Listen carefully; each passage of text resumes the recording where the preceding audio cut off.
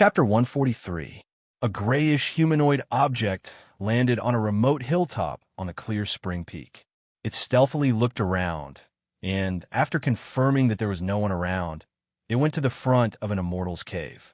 It clasped its palms together and cast a set of hand seals to open the outer restriction, then entered the stone door. As soon as he entered, he shouted, "Shir, where are you?" He walked through the stone path, entered the hall, and skillfully chose a stone door. After another set of hand seals, the stone door opened, and a handsome but gloomy face greeted him. But when this face saw him, it immediately turned into astonishment. Lord Taoist Jinghe carelessly wiped his face, causing his entire face to become even darker. She couldn't help but frown and ask, "What did you do? Why did you make yourself like this?" Lord Taoist Jinghe looked down at himself, still sitting in front of him indifferently, and pointed at his nose. "It's because of you. Because of me?" Qinshi raised his eyebrows suspiciously. He absolutely didn't believe this. How could he not know what kind of moral character this master was? How many years had it been since he called his name? Every time he called him lad. Now that he suddenly called his name so warmly, he must have done something ridiculous to please him. Sure enough, Lord Taoist Jinghe looked around to make sure there was no one else in his immortal's cave, then mysteriously approached him. "It's because of you that I fought with old man Jinyang." "Brat, what's with your expression?" Lord Taoist Jinghe rolled up his sleeves. "I fought for you to this extent, but you're not moved at all?" Qinshi calmly said, "Tell me what happened first." Being dragged back to the main topic, Lord Taoist Jinghe glared at him for a long time, but in the end, he couldn't help but proudly take credit. "Old man Jinyang's disciple wanted to steal your wife, so I fought with him." "My wife?" Qinshi asked slowly. "When did I have a wife?" "Oh, you still won't admit it?" Lord Taoist Jinghe stared at him with a "you don't have to be embarrassed" expression. "Kinga, I know you don't want to tell me now, but it's okay. I won't tell anyone.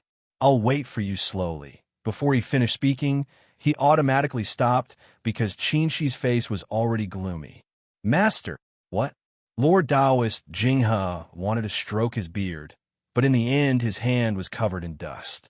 He then patted his clothes in annoyance, causing the black dust and dirt in the entire stone room to fly everywhere. Qinshi glared at him angrily, but he didn't know what to say. After a long time, his expression finally softened. "Master, if you have nothing to do, why don't you go out and experience the world? Now that your cultivation level is high enough, you should look for fated chances to advance to the late stage." His voice was very calm, and his words sounded as if he was thinking for the other party's sake. However, everyone could tell that a storm was brewing. Upon hearing Qinshi's tone, Lord Taoist Jinghe involuntarily shrank back, but in the next second, he shouted boldly and confidently, "Stinky brat, what's with your attitude? I've risked my life for you. I've even lost my image, and you're talking to me like this?"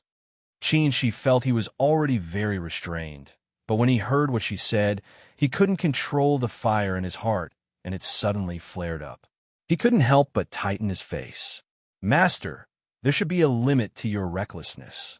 Lord Taoist Jinghe obviously didn't know where the limit was. Upon hearing what Qinshi said, he stomped his foot again. "Act recklessly? You're actually saying I act recklessly? You. If it weren't for your awkward temperament, would I have to look after your wife at such an old age? Let me tell you, who told you she's my wife?" Qinshi also couldn't help but shout. "You actually took this kind of non-existent matter seriously. You've lived for 800 years, but where did your brain go?" Lord Taoist Jinghe had lived for 800 years, but he was still despised by a junior. God knew where his brain went, but he only knew that his self-esteem was hurt. His expression turned fierce. "Stinky brat, do you think I don't know what you're thinking? You've been like this since you were a child. You obviously want to die, but you're unwilling to say it. If I don't look after you for you, you can go cry in the future." Lord Taoist Jinghe shouted fiercely like an elder, but Qinshi didn't bite at all. "Don't take it for granted. I have nothing to do with her at all." Humph. Lord Taoist Jinghe sneered and stared at Qinshi with a sharp gaze. "If you have nothing to do with her, why did you hide your identity from her? Why didn't you see her for 2 years? Why did you cultivate so hard? I was the one who brought you up. Other people might not know about your twisted thoughts, but I know them all too well. You didn't tell her who you were because you didn't want to face her as an elder. You didn't want to see her and cultivate it with all your might because your self-esteem was hurt by her deification great ancestor. You thought you've always been taking care of her, but in the blink of an eye, you're nothing but an ant in her great ancestor's eyes. You felt like you suddenly lost the qualifications to have any thoughts about her, so you cultivated like crazy. Brat, you always thought Master was unreliable, but I have to tell you, no matter what, I've lived for 800 years. You're still too inexperienced. She didn't say anything during this long speech, but his expression was terrifyingly gloomy. He knew this master of his had always been frivolous, but what he said now made him feel as if the secrets in his heart were suddenly exposed in a defenseless situation and exposed to the sun without any shelter. He also felt as if his softest place was ruthlessly pricked by a needle. It was a dull pain, but he couldn't find the wound. After Lord Taoist Jinghe finished speaking, he took a deep breath and continued to say, "You've always been stubborn. You keep everything in your heart and think you can do everything well. But I have to tell you that this kind of thing is gone once you miss it, so it doesn't matter if you don't admit it now. I'll watch you, but don't say one thing and mean another. Master doesn't want you to regret it later." She didn't speak and just glared at Lord Taoist Jinghe in front of him. But when he heard the latter's words, his gaze subconsciously softened. He looked down, and his expression was stiff. No one knew what he was thinking. After a long time, his somewhat hoarse voice was heard. "Don't think you're infallible. My diligent cultivation has nothing to do with this matter." "Nothing to do with it?" Lord Taoist Jinghe came over and smiled. "Brat, do you think I can't see something in your heart? There must be something you didn't tell me about the matter last time. It hurt your self-esteem, didn't it?" She didn't speak, but his expression changed, and he clenched his fists. Seeing his expression, Lord Taoist Jinghe stepped back, sighed softly, and said in a soft voice that he had never used before, "Sure, this matter. It's all my fault for not teaching you well. You've always had a firm Tao heart since you were a child. Aside from cultivating, you didn't think about anything else. At such a young age, you were as steady as an old man. At that time, I thought you were really born to cultivate, but now I realize that's not the case. You don't get entangled in anything because you don't care, but when you do care, it'll be a disaster.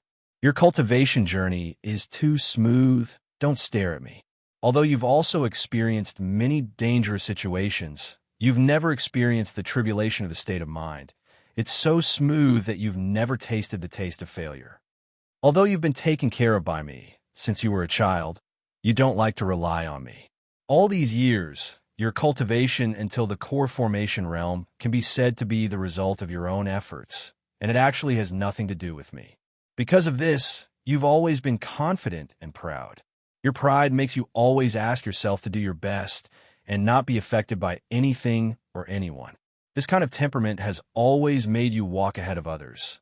But you don't know that excessive pride can cost you your life. She lowered his eyes and didn't speak. This unreliable master of his would never say such a long speech, nor would he use such a caring and soft tone, but his words were so sharp that he couldn't say anything to refute. "Sure, if you go on like this, you'll have an inner demon," he said with a long sigh. She pursed his lips and said, "I'll solve it." But Lord Taoist Jinghe just shook his head. "I know you don't want to rely on me, but there are some things that I, an old monster who has lived for 800 years, can see more clearly than you. I don't know what's bothering you, but I know that the source of everything is that girl. So, I'm seriously reminding you that if you get her, your inner demon will naturally disappear.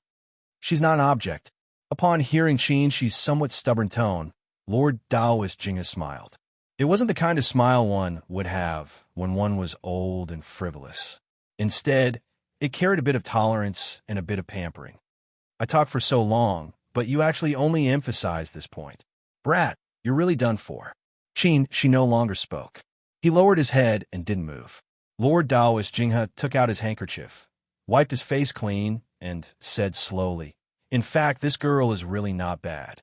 She has a rough experience, so she knows self-respect and self-improvement. Although she hasn't grown enough right now, she'll definitely become a useful person in the future after being tempered. Apart from anything else, she's indeed suitable for you.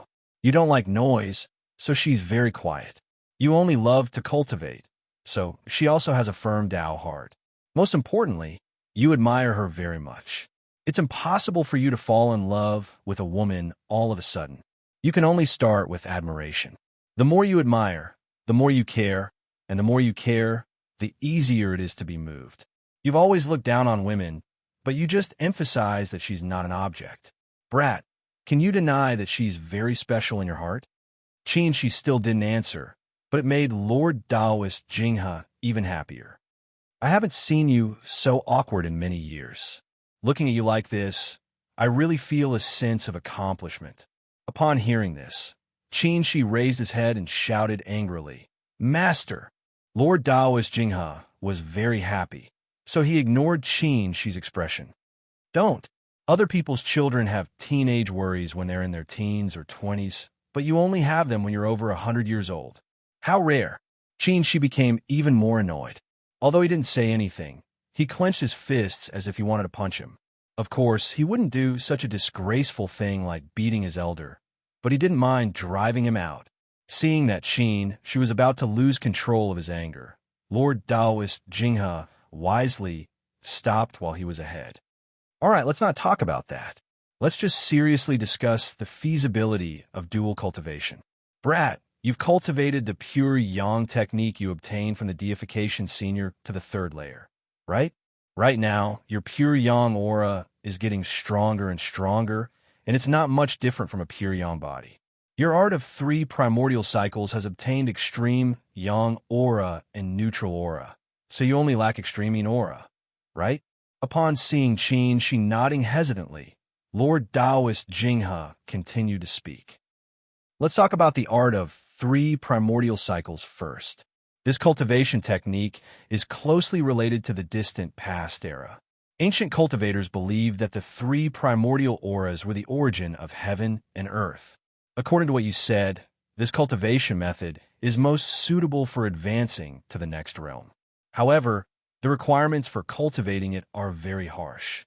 If the 3 elemental qis cannot be formed, then there is no hope for the great Tao.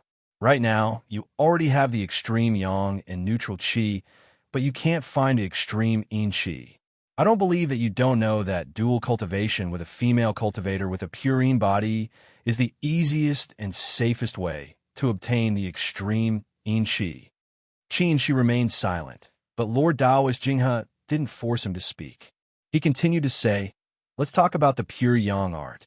In the past, when you accidentally obtained the yang spiritual bead, I told you that this kind of rare treasure would allow your yang energy to grow endlessly, and it might even change your physique. Now that he had obtained the pure yang secret art, this saying had come true.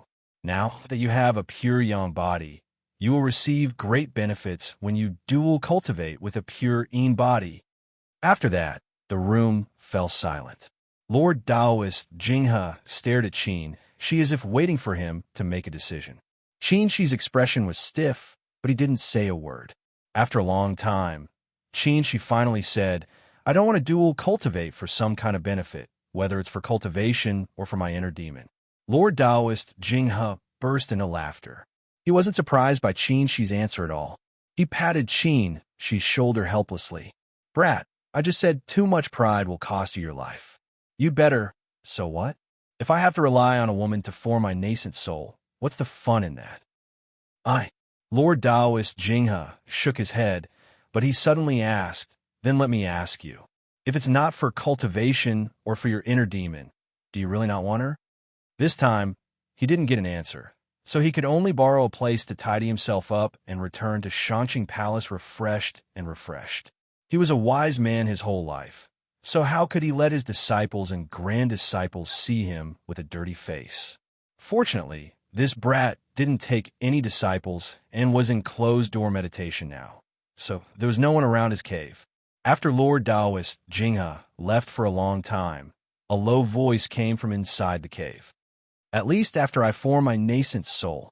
Qin Shoujing. Bai Yanfei clenched his teeth and cast a spell with all his might. The towering old tree in front of him broke and crushed a shrub with a crashing sound. He felt a bit more comfortable, so he looked for a place to crouch down and rest. Bai Yanfei had always been very proud. He thought it was natural for him to be a bit proud. He was born in the royal family of the secular world and was the noble crown prince of Yin country. Ever since he was a child, he lived in luxury. When he was 10 years old, a master immortal came to the imperial palace. That master immortal was proficient in the art of immortals and mastered the wonderful art of wind and thunder, letting him know that immortals really existed in this world.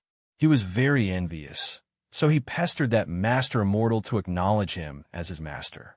The master immortal couldn't dissuade him, so he reluctantly tested Bai Yanfei's spiritual root because he was the crown prince.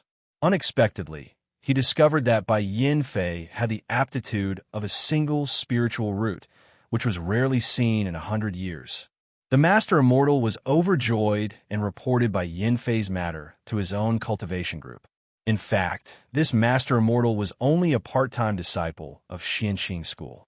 His master allowed him to leave the mountain, but he just wanted to return to the secular world and enjoy the glory, splendor, and wealth. Unexpectedly, his master found a genius with a single spiritual root. Because of this, he obtained enormous benefits and was accepted as an inner disciple.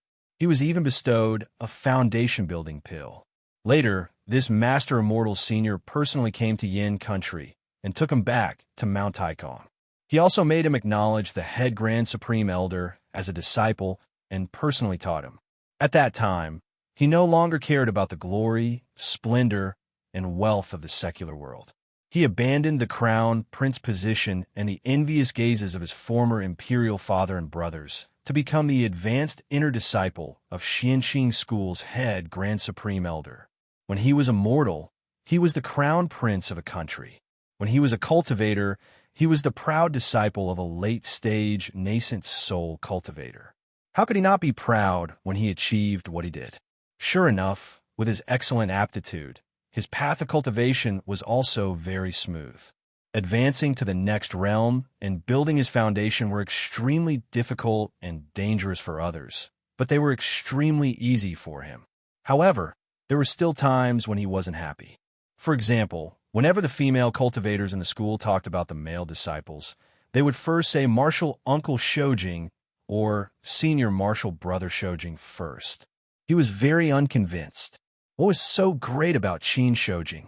Building his foundation at 20 and forming his gold core at 78? Lord Taoist Jinghe's direct disciple? Handsome? Speaking of appearance, he had seen Senior Martial Brother Shoujing's appearance, and he was just so. He thought he was handsome and charming, not losing to anyone else at all. Speaking of identity, he was Lord Taoist Jinyang's last disciple. Was Qin Shoujing worse than him?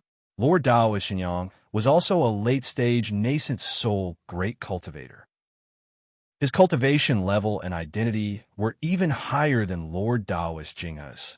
Speaking of cultivation level, wasn't it because Qin Shoujing was older than him? Speaking of aptitude, Qin Shoujing was nothing but a person with double spiritual roots, far inferior to him. In conclusion, Qin Shoujing was only born more than 100 years earlier than him. If he had more than 100 years, Qin Shoujing wouldn't even be qualified to carry his shoes for him. Of course, he was just casually thinking about these things before. Mentioning Qin Shoujing just made him unhappy. But now he was gnashing his teeth, wishing he could blast Qin Shoujing away with a spell just like that tree. In fact, it wasn't that he couldn't be with that senior martial sister Imo. He just felt that a young, promising, talented, and handsome young hero like him couldn't have a beauty as his companion. Senior martial sister Mo's identity was good. Her cultivation level was also good. Her appearance was also considered good, and she was about the same age as him. Most importantly, she had a gentle temperament. She wasn't as boring as Senior Martial Sister Wu of Blue Phoenix Peak or as unruly as Junior Martial Sister Jiang of Drifting Cloud Peak. She was also capable of handling affairs, so she definitely wouldn't have a problem taking care of her husband and raising their children. But he never expected that when he finally found someone pleasing to his eyes, that guy, Qin Shoujing, would unexpectedly poke his nose in. What was Qin Shoujing? A guy who couldn't compare to him in anything. It was precisely because he was more than 100 years older than him that his cultivation level was higher than his. No, he couldn't be outdone by Qin Shoujing. It was fine if it was other people, but how could he let Qin Shoujing snatch Senior Marshal's sister, Mo, away from him? That would be too humiliating. Since he already harbored malicious intentions towards Senior Marshal's sister Mo, he must win her heart and let that guy, Qin Shoujing, know that he, Bai Yinfei, was the #1 young hero in Xianqing School. With that thought in mind, Bai Yinfei squatted on a tree stump and started laughing mischievously. Chapter 144. As a result, Mo Gu realized she didn't know what her master did with the matter she entrusted to Lord Taoist Jinghe. Not only did Junior Marshal Brother Bai not behave, but he even became more aggressive. When she cultivated every day, she would definitely receive a summoning talisman. The content was something along the lines of, Senior Marshal's sister, today's weather's good. Let's go out and meet up. As soon as she went out, Junior Marshal Brother Bai would immediately appear in front of her. In the end, even Yi Zhenji was affected. He said a martial uncle Bai fawned on him so much that he ran away in fear. Mo Tiange was furious. She rushed to Lord Taoist Jinghe's main hall and shouted, "Master!" Lord Taoist Jinghe was so frightened by her sudden appearance that he threw away 2 grapes. When he regained his senses, he glared at her. "What are you doing? Why are you making such a big fuss?" Mo Tiange already knew what kind of person her master was, so she wasn't scared at all. Not only did she not shake him off, but she also complained, "How did you do things? Junior Marshal Brother Bai is pestering me even more tightly now. He's so annoying." Lord Taoist Jinghe was surprised. "What about him? He sends me summoning talismans every day and even runs to Jinji's side to fawn on me. He really scared Jinji." "Oh." Lord Taoist Jinghe swallowed a grape and nodded thoughtfully. "This brat isn't stupid after all. He actually knows how to fawn on the people around you." Master, Mo Tiange became even more annoyed at his reaction. "Whose side are you speaking for?" Lord Taoist Jinghe hastily corrected himself. "I said he's too stupid. He actually harassed the people around you. Now that you're angry, what else is there to talk about? That's not the point, okay?" Mo Tiange held her forehead. "Who's the master and who's the disciple? Why do I always get half killed by this master's nonsense?" "Then what's the point?" Lord Taoist Jinghe was baffled. "The point is, how did you do things?" "Speaking of this," Lord Taoist Jinghe said, "Girl, master fought with old man Jinyang for you. Not only are you not moved at all, but you also talk to master like this?" "Fought?" Mo Tiange was baffled. "Master, why did you fight with Marshal Uncle Jinyang?" "Because that old Taoist looks down on you." Lord Taoist Jinghe said boldly, "You're my disciple. Looking down on you means looking down on me. If I don't hit him, who else should I hit?" Mo Tiange felt she didn't need to say anything. She should have known that if things were handed over to this master, it would definitely turn into a fight in the end. Now that the fight was over, it was no wonder that the other party did not listen to him at all. "Why are you looking at me like that?" Lord Taoist Jinghe, who was baptized by Mo Tiange's murderous gaze, was unhappy. "Child, why don't you know how to respect your master?" Mo Tiange ignored his words. She stroked her chest and swallowed her anger. She then said calmly, "All right, master, you can continue eating grapes and putting on airs. I'll deal with it myself." She turned around and walked out of the main hall. Behind her, Lord Taoist Jinghe's noisy voice rang out. "Child, how can you talk to your master like that? What do you mean by putting on airs? Don't go." Mo Tiange walked out of Xianqing Palace and sent a summoning talisman. The reason why she didn't want to settle herself was because she wanted to keep a low profile and didn't want to stir up trouble. But now, it seemed that she couldn't count on anyone else. It was better for her to do it herself. Besides, so what if she offended that Junior Marshal Brother Bai? At most, she would offend that Marshal Uncle Jinyang. In any case, her master already had a falling out with him. She didn't have to wait long outside Enchanting Palace before she heard a cheerful voice. Senior Marshal's sister, Mo. Mo Tinga took a look. This junior marshal brother, Bai, came really fast. Junior marshal brother Bai. She forced a smile. Bai Yinfei's eyes were full of spring, and his face was full of smiles. After he decided to pursue this senior marshal sister, Mo, he consulted several senior marshal brothers with dual cultivation partners and several senior marshal sisters. But they all said different things, and no one could convince the other. In the end, there was only one thing that no one objected to. A chaste woman was afraid of a pestering man. Bai Yinfei thought about it. He really didn't know how to use other methods, but this one was simple. He just needed to pester her directly. Therefore, he sent a summoning talisman every day and inquired about her whereabouts. In the end, someone suggested he start with Senior Marshal's sister, Mo's little nephew. He thought Senior Marshal's sister, Mo, only had this one blood relative, so she must value him very much. Sure enough, Senior Marshal's sister, Mo, replied to his summoning talisman and was willing to meet him. Senior Marshal's sister, Mo, Bai Yinfei beamed with joy. I've been waiting for a long time. You're finally free. Mo Tinga looked left and right, then said with a calm expression, Junior Marshal Brother Bai, I have something to tell you. Come with me. Bai Yinfei nodded hurriedly. There were many people in the vicinity. It would be bad if others heard them. It would indeed be bad if others heard them. Although Mo Tinga was already prepared to offend people, she didn't intend to make them lose face. That would be making enemies for no reason. After circling around in the sky, Missouri Tinga finally saw a completely empty mountaintop, so she took the lead and landed. Senior Marshal's sister, Mo. This is Bai Yinfei originally thought they were going to find a beautiful place to talk about their worries, but he never expected they'd find a bare mountaintop without even a place to sit. However, his eyes shifted. There was no one here. Could it be that she wanted to, before he could finish his thought, he heard Mo Tinga's voice. Junior Marshal Brother Bai, I think we should talk about some things. Bai Yinfei regained his composure. He rubbed his nose and obediently answered, Senior Marshal's sister, please speak. Mo Tinga glanced at him, then looked into the distance. Her voice was indifferent as she said, I understand Junior Marshal Brother's kindness, but ever since I embarked on the path of immortality, I've been wholeheartedly focused on Tao and didn't intend to get involved in matters of love, so I can only let you down. With Junior Marshal Brother's talent, presumably, your future is bright. When you succeed in your Tao, you'll naturally find a beautiful woman to marry you. Why do you need to settle for an ordinary woman like me? Junior Marshal Brother, please don't disturb me in the future. I'm not as talented as Junior Marshal Brother. If my Tao heart isn't firm, I'm afraid I won't be able to accomplish anything. After she finished speaking, Mo Tinga glanced at him again. However, when she saw Bai Yinfei's bewildered expression, she couldn't help but frown. Junior Marshal Brother Bai? Huh? Bai Yinfei was startled. Junior Marshal Brother, did you hear what I said just now?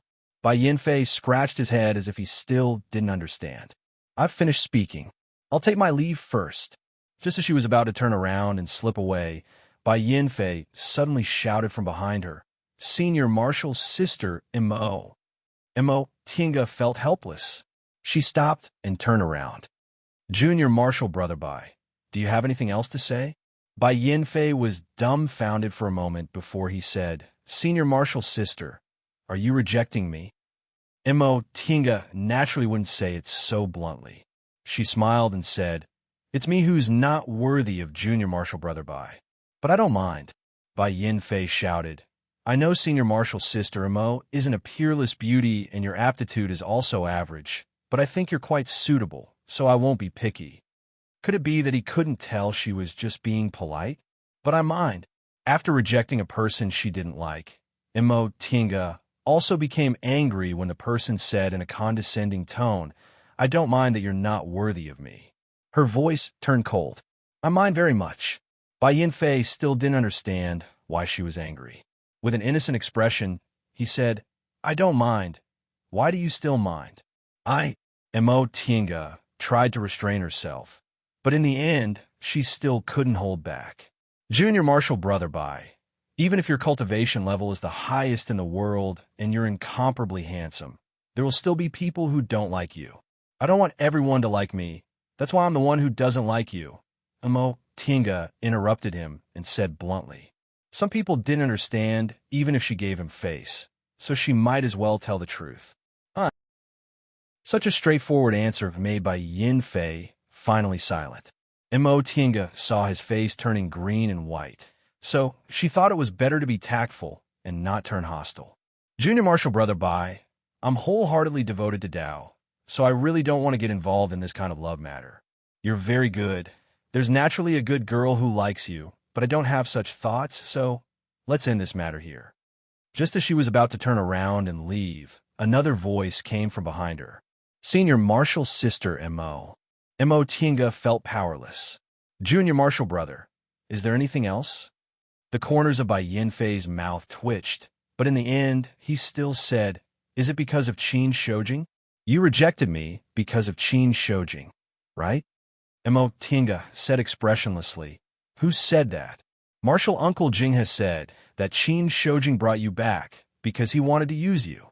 Mo Tinga didn't say anything, but her expression had already explained her mood. You misunderstood, right? I didn't misunderstand.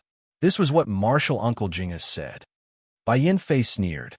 What's so good about Qin Shoujing? Which part of me is inferior to him? In terms of aptitude and identity, how can he compare to me? He was only born 100 years earlier than me. Give me another 100 years, and I'll definitely trample him under my feet. Mo Tinga also sneered. Junior Marshall Brother Bai, do you know where you're standing right now? Whatever you do in Morning Sun Peak is fine, but this is Clear Spring Peak. It's not a place for you to throw a tantrum like a young master. Bai Yinfei was startled by such rude words. Senior Marshall's sister, Mo Tinga continued to sneer. On Clear Spring Peak, in front of me, you spoke ill of my senior Marshall brother. Junior Marshall Brother Bai. Could it be that Marshal Uncle Jinyang never taught you manners? Bai Yinfei's face turned blue. Mo Tinga took a step forward. I said some polite words to you, but you don't understand, so I can only tell you the truth. Junior Marshall Brother Bai, do you think you're amazing? If it weren't for Marshal Uncle Jinyang, what would you be? Single spiritual root? That's right, your aptitude is very good. But if we just look at aptitude, what's the point of us cultivating? We'll just rank you according to your aptitude. Yes, Senior Marshall Brother Shoujing is more than 100 years older than you. But even if you're given 100 years, can you do the same as him? I'll say it bluntly again. Are you sure you can form your gold core by yourself in 100 years? Of course I can. Bai Yinfei's face turned red. It was unclear whether he was angry or embarrassed. I have a single spiritual root. Even if I don't have a master, I can still do it. You're actually comparing me with Qin Shoujing.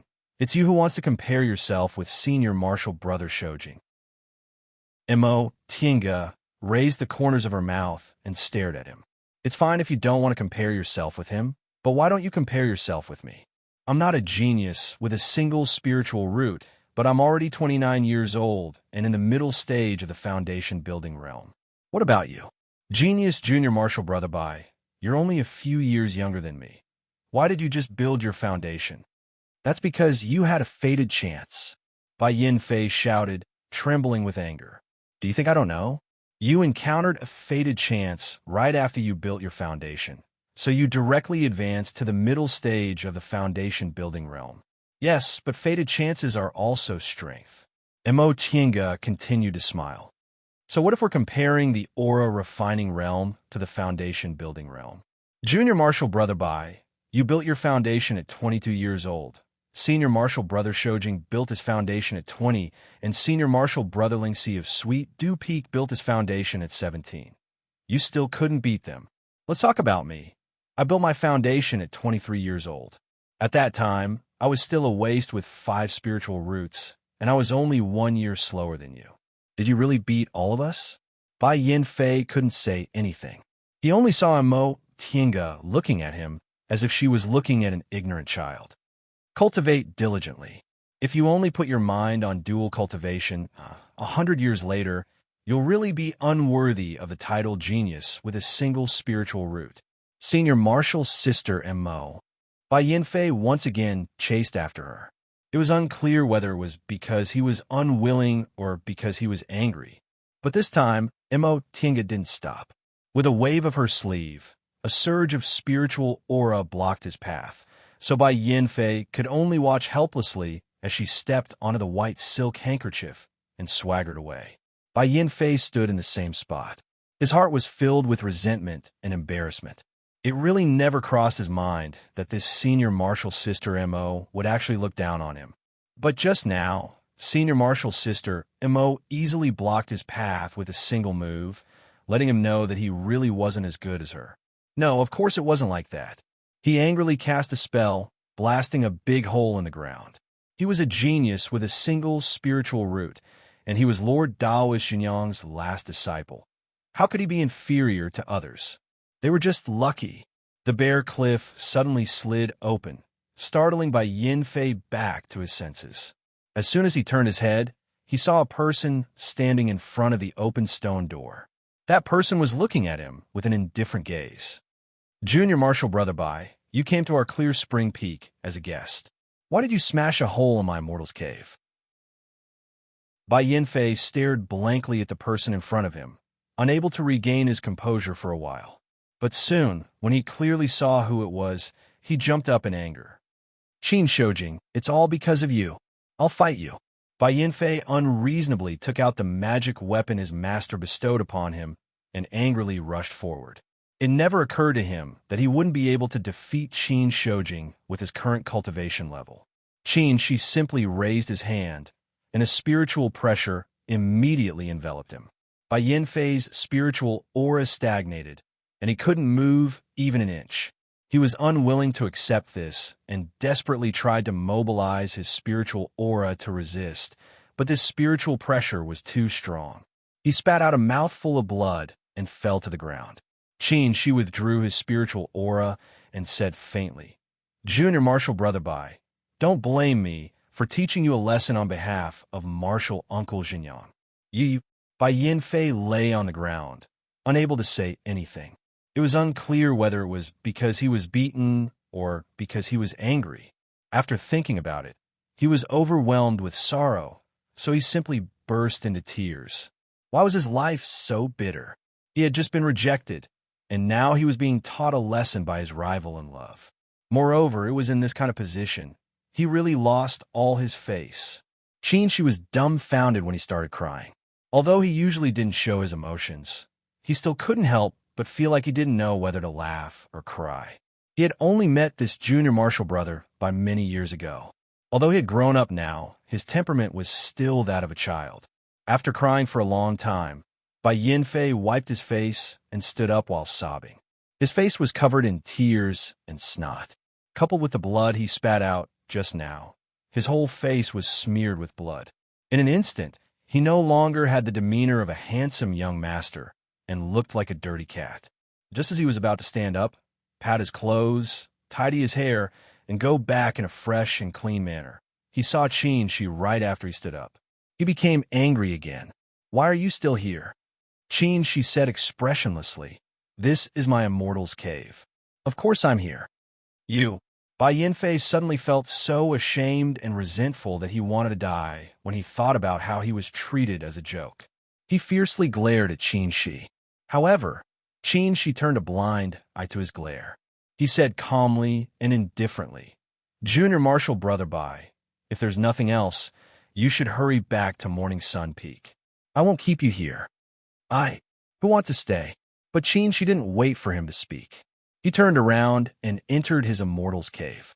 The stone door was closed and the illusory formation was opened. Bai Yinfei was left standing alone in a daze. The wind blew through his dirty cat face, making him look extremely sad. Mo Tiange angrily opened the restriction on Mingxin residents. Yi Jinji and his little friend Hualing were playing with the inferno beast, Xiaohua, in the courtyard. When the two little guys saw her coming in with a cold expression, they immediately stood up. Auntie, Marshal Uncle. Seeing their scared expressions, Mo Tiange hastily squeezed out a smile. Oh, it's Hualing. What are you two playing? No, nothing. Yi Jinji hurriedly said, Auntie, we're not playing with Xiaohua. We're playing with Xiaohua. This time, Mo Tinga really burst out laughing. Xiaohua was currently a spiritual beast equivalent to the early stage of the foundation building realm. It was also docile, so it became the target of these two little guys. They always wanted Xiaohua to help them with this and that, thinking she didn't know. In fact, how could she not know? It was just that they restrained themselves, so she just let them be. Besides, with Xiaohua by their side, she wasn't afraid of any accidents happening to them. All right, you two can play. Mo Tinga stroked Yi Jinji's head and let the two little guys play by themselves. She then went into the cultivation room. Inside the virtual sky world, there was still a cool breeze and clear water. Mo Tinga sat in the small room for a while, trying to calm her chaotic mood. She picked up a stack of books, but after staring at them in a daze for a while, she suddenly threw all the books out. These books made of different materials fell on the bamboo planks, making a messy sound. She panted heavily, sat down dejectedly, and buried her face in the crook of her arms. Martial Uncle Jinghe said Qin Shoujing brought you back because he wanted to use you. Martial Uncle Jinghe said Qin Shoujing brought you back because he wanted to use you. Bai Yinfei's words kept coming back and forth in her mind, refusing to stop. Although she was so sure and played it down at that time, she couldn't control the anger in her heart. In fact, she knew those words must have been said by Lord Taoist Jinghe. No matter what, Bai Yinfei wouldn't make things up. However, she didn't know what the original words were or what they meant. She couldn't help but guess. Did they really have such a plan? With the virtual sky world, she wasn't afraid of other people harboring evil intentions towards her, but she didn't want that person to really harbor evil intentions. Chapter 145. Mo Tinga later heard that out of anger, Lord Taoist Shenyang took Junior Martial Brother by back and grounded him. He then disappeared without a trace. Even when she went to Morning Sun Peak to run errands, she never saw Junior Martial Brother by again. Her days also returned to normal. When she gradually integrated into the school and gained a reputation among the aura-refining disciples, Lord Taoist Jinghe agreed that she no longer needed to go to Mengxue Hall every day. She only needed to go to the Steward's Hall to give sermons every once in a while. In addition, the affairs of Shanqing Palace were still handed over to the maids, but she was still responsible for them. If there were any mistakes, they could ask her. Just like that, Mo Tinga unconsciously realized that her status in Xianqing school had risen. Not to mention the low-level disciples calling her grandmaster, even the foundation-building disciples calling her martial uncle was more sincere. As a result, she swallowed back the words she heard from Bai Yinfei some time ago. No matter what kind of thoughts they had towards her in the beginning, she saw how well Lord Taoist Jinghe treated her now. If he really treated her as a human furnace that could be used, why did he put in so much effort? If they didn't mention it, she would just pretend she never heard it. 1 year after another, time flew by. Although she had the virtual sky world, Mo Tinga's cultivation level didn't rise too fast. First, she deliberately slowed down the pace of her cultivation to lay a good foundation so that her unstable mental state wouldn't affect her core formation in the future. Second, although there were many spiritual plants in the virtual sky world, they were all high-level spiritual plants. She was only in the foundation-building realm now, so she couldn't use many of them. 3 years had passed. Mo Tinga was now 32 years old, but she still maintained the appearance of an 18 or 19-year-old. There were many reasons for this. First, her art of Sunu, now called Sunu Art of the Origin, had the effect of retaining her youth. Second, she took a look-preserving pill, so unless she encountered some special circumstances, she wouldn't age in this life. Even without these two reasons, she was now a foundation-building cultivator. With a lifespan of 300 to 400 years, she was still young. Yi Jinji, on the other hand, had grown up. He was now a 15-year-old teenager, but his figure grew taller. His face gradually grew longer, and even his voice became coarse. Mo Tinga wasn't tall, but he had already caught up to her. Presumably, it wouldn't be long before she looked up at him. Nevertheless, Yi Zhenji's attitude toward her had never changed. He still trusted and admired her and regarded her as a respected elder. As for that master in name, he simply couldn't remember him. Yi Zhenji's cultivation level rose very quickly. Mo Tiange generously used all the medicinal pills and treasures she could use in the aura refining realm on him. Right now, his cultivation level was already in the 7th layer of the aura refining realm, completely catching up to Hualing. Under Mo Tiange's influence, this child also cultivated very hard. His temperament and perception were both excellent. In time, he would definitely have some achievements. The people of the Yi clan had been keeping in touch with him and would send things over every once in a while. They didn't know about Mo Tiange's existence. They only knew that Yi Zhenji was accepted as a disciple by a core formation cultivator. They were very happy, so they also sent a lot of offerings. These things were nominally given to Master Taoist Shoujing, but in fact, they were all delivered to Mo Tiange. Seeing those offerings, which were priceless in the secular world, Mo Tiange knew Yi clan members were living very well in the secular world, so she felt relieved. Although she didn't have any feelings for Yi clan, it was, after all, her clan and second uncle entrusted it to her. If it was within her ability, she ought to do her part. When the 3rd year passed, another great piece of good news came from Xianqing School. Master Taoist Xianin successfully advanced into the nascent soul realm. He was now Lord Taoist Xianin. After learning about this, Mo Tiange conveyed her congratulations to Lord Taoist Xianin and changed the way she addressed him. From now on, she had to call him Martial Uncle Xianin. Luo, Feng Xue, and the others were also her peers. Once they advanced into the nascent soul realm, they would be a great master. Although they still had the master-disciple relationship, it could be considered they had established their own school. Xianqing School had a total of 6 peaks. Each of the 5 nascent soul cultivators occupied 1 peak. Now that the 6th nascent soul cultivator had appeared, the empty peak was assigned to Lord Taoist Xianin. From then on, Lord Taoist Xianin and his disciples all moved to Sweet Dew Peak. For the sake of Lord Taoist Xuanin's advancement, Lord Taoist Jinghe specially looked for Mo Tiange to educate her. Lord Taoist Xuanin's aptitude was excellent. He was one of the disciples with a single spiritual root that Xianqing School would only accept once every several hundred years. However, he never fought for the title of genius. He only cultivated step by step, laying a solid foundation step by step. Now, he was already more than 400 years old when he tried to form his nascent soul, so he could succeed on his first try. This matter was just right to educate Mo Tiange. She obtained the art of the origin, got rid of the reputation of having a waste spiritual root, and her aptitude could also be called a genius. Lord Taoist Jinghe knew her cultivation was too fast, so he specially reminded her that no matter how good her aptitude was, she could only achieve twice the result with half the effort if she had a solid foundation. Mo Tiange understood his meaning. She was also aware of this problem.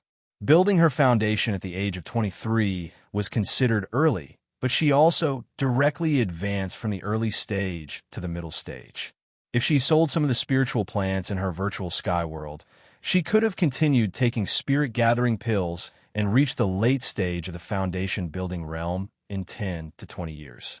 However, using medicinal pills to advance her cultivation level had a huge hidden danger. If her mental state couldn't keep up with her cultivation level, problems would arise when she made a realm breakthrough. Lord Taoist Jinghe was very pleased that she understood his meaning, but he muttered, "It'd be good if that stinky brat could also understand." Lord Taoist Xuanin's advancement into the nascent soul realm not only greatly affected Xianqing School, but it also affected the structure of the great cultivation groups in the Celestial Pole. The demonic beast riot not long ago was now officially over, because Xianqing School issued a mountain sealing order early. Although they lost many foundation-building disciples and several core formation cultivators, the aura refining disciples weren't affected. Many disciples with high aptitudes were also well protected. Presumably, in 50 to 60 years, Xianqing School would return to its former heyday. As for the other 6 great cultivation groups, Danning School no longer had the strength to be one of the 7 great cultivation groups. It would take at least several hundred years for them to recover their strength. Although powerful cultivation groups like Tiandao sect also managed to preserve their most important disciples, their losses were much greater than Xianxing schools because of their early underestimation. The other sect that didn't suffer much was Zhengfa School, which was located in the northernmost glacial zone. It had now been renamed Zhengfa Sect. They only had one branch in Kunwu, so although they suffered losses, it didn't affect them too much. However, the conditions in the northernmost glacial zone were harsh. Although Zhengfa Sect dominated the north, it couldn't develop to the scale of Tiandao Sect or Xianxing School. Otherwise, they wouldn't have established a branch in Kunwu. The reason why Xianxing School always ranked below Tiandao Sect was because its nascent soul cultivators were inferior to Tiandao Sect. Tiandao Sect had 7 nascent soul cultivators while Xianxing School only had 5. In terms of other disciples, the difference between the two groups wasn't big. Now, Lord Daoist Xianin advanced into the nascent soul realm, increasing the number of nascent soul cultivators in Xianxing School to 6. Although Lord Daoist Lingxiu was likely to pass away within 100 years, Master Daoist Shoujing had successfully advanced into the late stage of the core formation realm. With his temperament, it wouldn't be a problem for him to add another nascent soul cultivator to Xianxing School within 100 years. There was also Master Daoist Lingxi, a genius with a single spiritual root. He was now in the middle stage of the core formation realm and might advance in 100 years. At that time, the number of nascent soul cultivators in Xianxing School would increase to 7. Moreover, almost all of them would be in the prime of their lives. In addition, Lord Daoist Xinyang had just turned 1,000 years old. With his cultivation level in the late stage of the nascent soul realm, it was very possible for him to live for another 7 or 800 years. Lord Daoist Jinghe was more than 800 years old and was now in the peak of the middle stage. As long as he had a fated chance, he could advance to the late stage. Knowledgeable people could almost imagine how prosperous Xianxing School would be in the next several hundred years. On the other hand, although Tiandao Sect had 7 nascent soul cultivators, 3 of them were nearing the end of their lives and would pass away within the next 200 or 300 years. Among the core formation cultivators, they couldn't compare to Xianxing School in terms of talent. Therefore, when Lord Daoist Xianin advanced into the nascent soul realm, Xianxing School sent invitations to many cultivation groups that were on good terms with them. The cultivation groups that received the invitations all pondered what kind of gifts they should send to befriend Xianxing School. Among them, the Grand Supreme Elders of Tiandao Sect had mixed feelings. This indicated that the title of the number 1 cultivation group in the Celestial Pole would very likely change hands. Regardless of what other people thought, the nascent soul ceremony Xianxing School prepared for Lord Daoist Xianin was bustling with noise and excitement. Mo Tinga had a headache. Many guests came to Xianxing School for this nascent soul ceremony. Ordinary guests could be received by aura-refining disciples, but those guests with status and background had to be received by elite disciples like them. Because of this, Mo Tinga secretly cursed that Senior Marshal Brother Shoujing, who claimed to be in closed-door meditation. Why did he say that it didn't matter to him, but she had to put aside her cultivation and be busy everywhere? But in any case, this was Lord Daoist Jinghe's idea, so she had to obediently obey.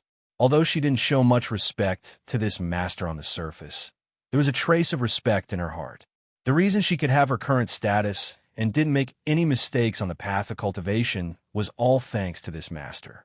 Fellow Taoists, welcome to Mount Taikong. I'm Mo Tinga, Lord Daoist Jinghe's disciple. I've been ordered to come and welcome you. This time, cultivators from medium-sized cultivation groups came to the mountain. Their cultivation levels weren't high nor low. Core formation cultivators were already received by their senior martial brothers and sisters with similar cultivation levels, so she received the disciples brought by these people. After all, with her identity, it wouldn't be considered rude even if she came alone.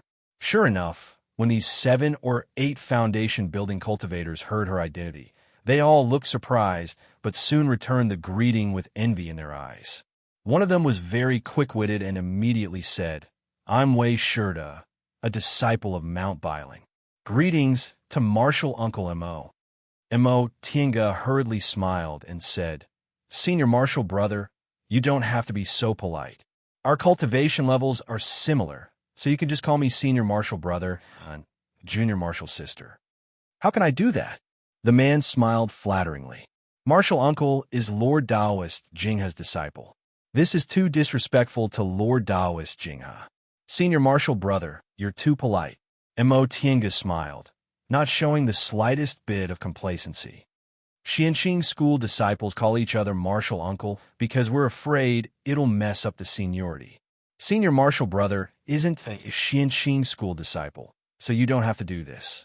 My cultivation levels are similar to yours, so we can just treat each other as peers. I see. The man was about to say something when a cold humph came from the crowd. Soon after, someone said in a strange tone, "Senior Martial Brother Wei, why are you in such a hurry to make friends with him? Why don't you take a look at your own identity? You'll make people laugh their heads off if this gets out." Wei Shirda's expression immediately changed when he heard this. He turned around and glared at one of the young men. "Dong Dafeng, I won't lower myself to the same level as someone who doesn't understand manners like you." That young man sneered and said, "Do you not lower yourself to the same level as me, or are you afraid of being laughed at by this junior martial sister from Xianxing School?" You. Seeing that the two of them were about to fight, Mo Tinga hastily said, "Senior Martial Brothers." No matter what, she was still the host, so the moment the two of them heard her calling out, they immediately stopped talking and turned around. Mo Tinga smiled and said, "Senior Martial Brothers came to Xianxing School to congratulate us, so why don't you give Martial Uncle Xianin some face and let this matter end here? What do you think?" Since she mentioned Lord Taoist Xianin, the two of them had no choice but to stop bickering. They both cupped their hands towards her and said, "Junior Martial Sister is right." Wei Shirda probably saw that the young man called her Junior Martial Sister so smoothly, so he also changed the way he addressed her, not wanting the young man to take advantage of him. Mo Tienga heaved a sigh of relief and said, "Everyone just arrived at Mount Taikong, so you must be tired. How about I arrange for everyone to rest?" These people naturally didn't have any objections. Soon after, the aura-refining disciples led the way while she followed behind them and helped these cultivators settle in the guest residences. Just as she finished arranging everything and was about to leave, a cultivator followed her out of the small courtyard. Emotinga walked for a while before she suddenly stopped and shouted, "Who's there?" With the shuttle of flying Apsara and the white silk handkerchief in her hands, she sensed something was wrong and was ready to fight. Unexpectedly, she was stunned when she turned around. The cultivator behind her was also in the early stage of the foundation building realm. He was dressed in black clothes and had a very tall stature. He was more than a head taller than her. "Junior, Martial Brother Yi?" That person said hesitantly. "Are you Junior Martial Brother Yi?" In just a moment, Mo Tinga regained her composure and smiled. "Senior Martial Brother Liu, long time no see." This person was Liu Yidao, one of the few acquaintances she had left in Yunwu's sect. Upon hearing her answer, Liu Yidao revealed a smile, but stopped halfway. The corners of his eyes were half moist. "Junior Martial Brother Yi, you're alive. You're really alive. This is great." His excitement was beyond Mo Tinga's expectations. Ever since she left Yunwu's sect, she hadn't thought about the past for a long time. At that time, it could be said that she was fleeing for her life. She simply didn't dare to bid farewell to those people. Moreover, the people she cared about at that time either had families and clans like Murong Yin or had foreseeable futures like Louis Dao, so she didn't need to worry about anything. Now that she saw Louis Dao had become a foundation-building cultivator and came to congratulate her on behalf of the sect, he must have been doing well. Mo Tinga was very happy, but she also felt calm because it was within her expectations. After a while, Liu Yidao regained his composure. "Junior Martial Brother Yi, please don't take offense. I ran into an old friend today and forgot myself. Senior Martial Brother Liu is happy for me. How can I take offense? Mo Chinga was happy to see Lu Yidao's expression, but she also felt strange. Senior Marshal Brother Lu, how did you see me? Lu Yidao smiled and said, I was arranged to live there. He pointed at the guest house not far from him. When I saw you just now, I thought my eyes must have been playing tricks on me. How could there be two people who look so similar, but their clothes are completely different? They're too similar, so I couldn't help but come here to verify it. Fortunately, I came and asked. It really was you. Chapter 146. Mo Tiange was both surprised and happy to meet an old friend. Although she fled Mount Yunwu in a sorry state, she was now the advanced inner disciple of a nascent soul cultivator in Xianqing School, the second largest cultivation group in the Celestial Pole. She didn't need to be afraid of Mount Yunwu's Jiang clan finding out, so she calmly admitted her identity. Sooner or later, she would personally deal with the Jiang clan. Now, through Lu Yidao's mouth, she let the Jiang clan know she was still alive and well, so it wouldn't be bad to annoy them. The two of them hadn't seen each other for 12 years. After catching up for a while, Mo Tiange invited Lu Yidao back to her residence. Lu Yidao was surprised to see her living in Lord Taoist Jinghe's Immortal's cave and hearing the gatekeeper call her Martial Uncle. He couldn't help but ask, Junior Martial Brother Yi, why do they call you Martial Uncle? Mo Tiange smiled, but before she could answer, a maid answered, Martial Uncle Mo is Grandmaster Jinghe's advanced inner disciple, so we naturally have to call you Martial Uncle. As Mo Tiange's status improved and she gained a firm foothold in Xianqing School, the maids also became obedient. Not only did they not dare to make things difficult for her, but they also tried to please her. Lu Yidao was shocked to hear that.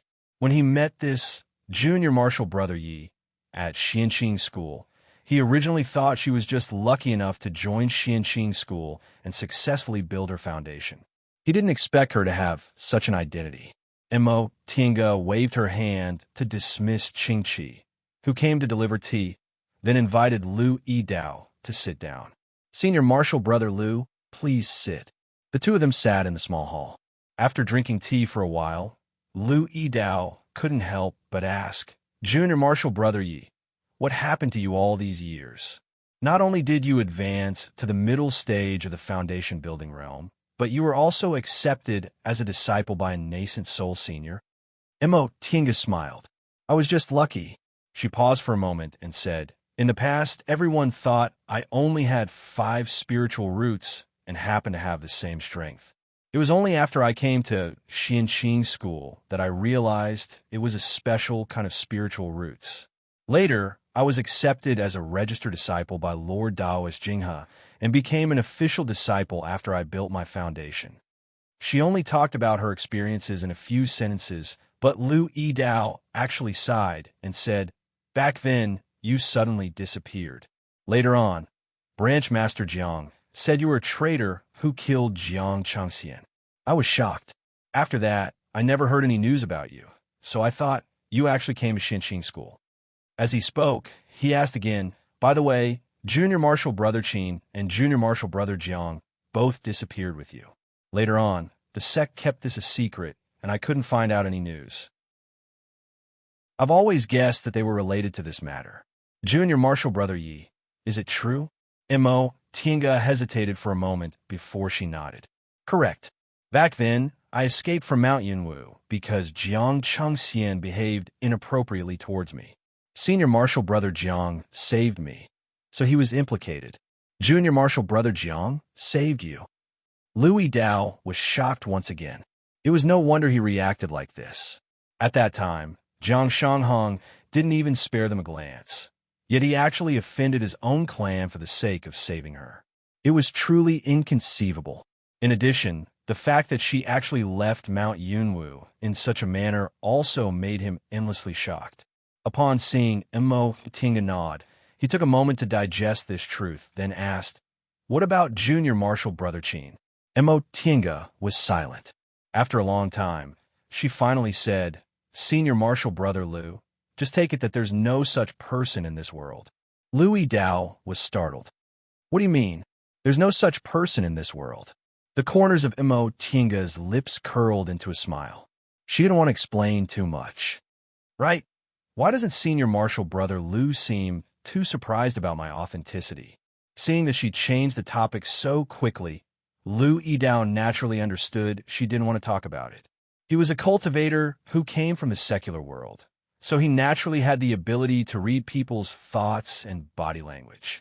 Thus, he didn't bring it up again and answered with a smile. Junior Marshal Brother Yi indeed didn't have any flaws at that time, and other people also never suspected that you were a woman disguised as a man. However, people like us who've been with you day and night would still more or less notice some abnormalities. At that time, Junior Marshal Brother Su. When Su Jingji was mentioned, Lu Yidao's expression dimmed for a moment, but he immediately smiled again. Junior Marshal Brother Su once secretly told me why he always felt Junior Marshal Brother Yi was a bit strange.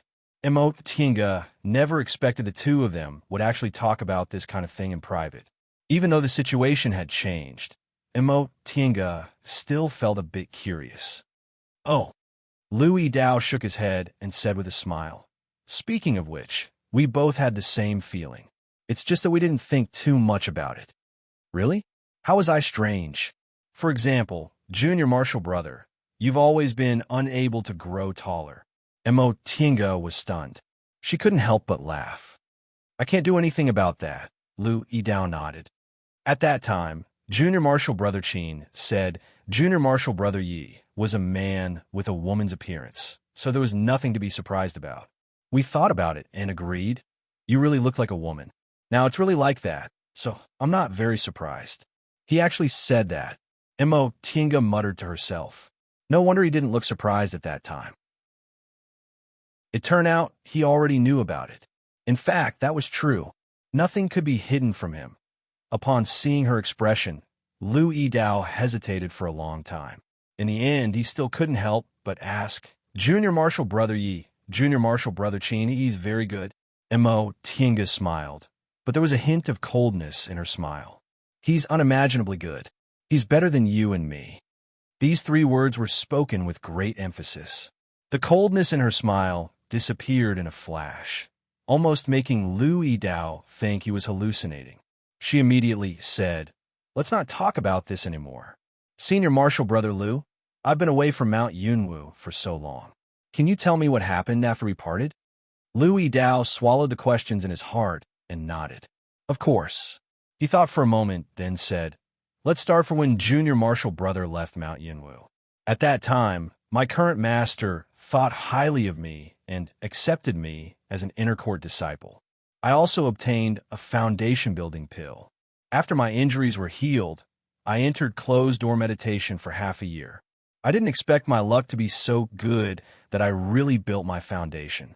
It was only after I finished building my foundation and came out of closed-door meditation that I learned about Junior Marshal Brothers. Junior Marshal Brother Su unexpectedly died, and the three of you went missing at the same time. At that time, I lived with the four of you, but now I'm the only one left." Lu Yidao looked lonely. He was an individual cultivator, so he valued friendships more than cultivators from cultivation groups. When that accident happened that year, he was also worried for a long time. It was precisely because of this that he was so excited to see Mo Tinga was still alive. The sect didn't give any explanation for Junior Marshal Brother Jiang and Junior Marshal Brother Qin's disappearance. But you, Junior Marshal Brother Yi, were labeled as a traitor. They said you were greedy for money and killed Junior Marshal Brother Jiang Changxian. I naturally didn't believe it, but since I couldn't find you, I could only give up. Now that I know the truth, I finally understand how shameless Jiang clan is. Fortunately, they learned their lesson. At this point, Mo Tinga was puzzled and asked, "What lesson did they learn?" Lu Yidao said, "I don't know which expert the two martial uncles of Jiang clan offended, but one night, Branch Master Jiang was seriously injured. The other martial uncle was also found and was also seriously injured. From then on, Jiang clan declined. Later on, they had no choice but to relinquish the position of Branch Master." Seeing Mo Tinga's shocked expression as well as understanding, Lu Yidao couldn't help but ask, Could it be that junior marshal brother Yi knows who it was? I think I know. Mo Chinga quickly regained her composure. Senior marshal brother Liu, how are you doing on Mount Yinwu now? Not bad. Lu Yidao looked happy when she mentioned this matter. My master already advanced to the core formation realm, and Zhang clan no longer has the final say on Mount Yinwu. I'm doing very well. Judging from his expression, he indeed seemed to be doing very well. Mo Tinga also felt happy for him. The atmosphere between the two of them was finally filled with the joy of reuniting after a long time. Lu Yidao took this opportunity to say, "There's another good thing. Junior Marshal Brother Yi will definitely be very happy to hear it." Oh, Lu Yidao wanted to pretend to be mysterious, but with his burly appearance, acting like that was really funny. In the end, he couldn't help but say, Zixia sect originally thought its strength would soar after it annexed Yunwu sect and Jindao school, and could become a great cultivation group. However, because of the foundation building pills incident, the three groups suffered disastrous losses. Not long after, their nascent Soul Grandmaster encountered an accident in his cultivation. Now, the three groups' strength is greatly damaged. Not to mention becoming a great cultivation group, they can't even control us in Jindao school anymore. So you're saying that Yunwu sect and Jindao school have actually separated from Zixia sect? More or less. Lu Yidao nodded. Zixia sect only dared to treat our two groups like this because they have a nascent soul cultivator as their backer. Right now, their nascent soul grandmaster is as good as dead, and their elite disciples have also suffered disastrous losses. How could they have the time to deal with us? Junior Marshal Brother Yi, you're not an outsider, so there's no harm in me saying some things. We've already joined hands with Jindao School. When the time comes, we'll deal with Zixia sect together. Flames of hatred emerged in Lu Yidao's eyes. Back then, there were only 5 people in the house.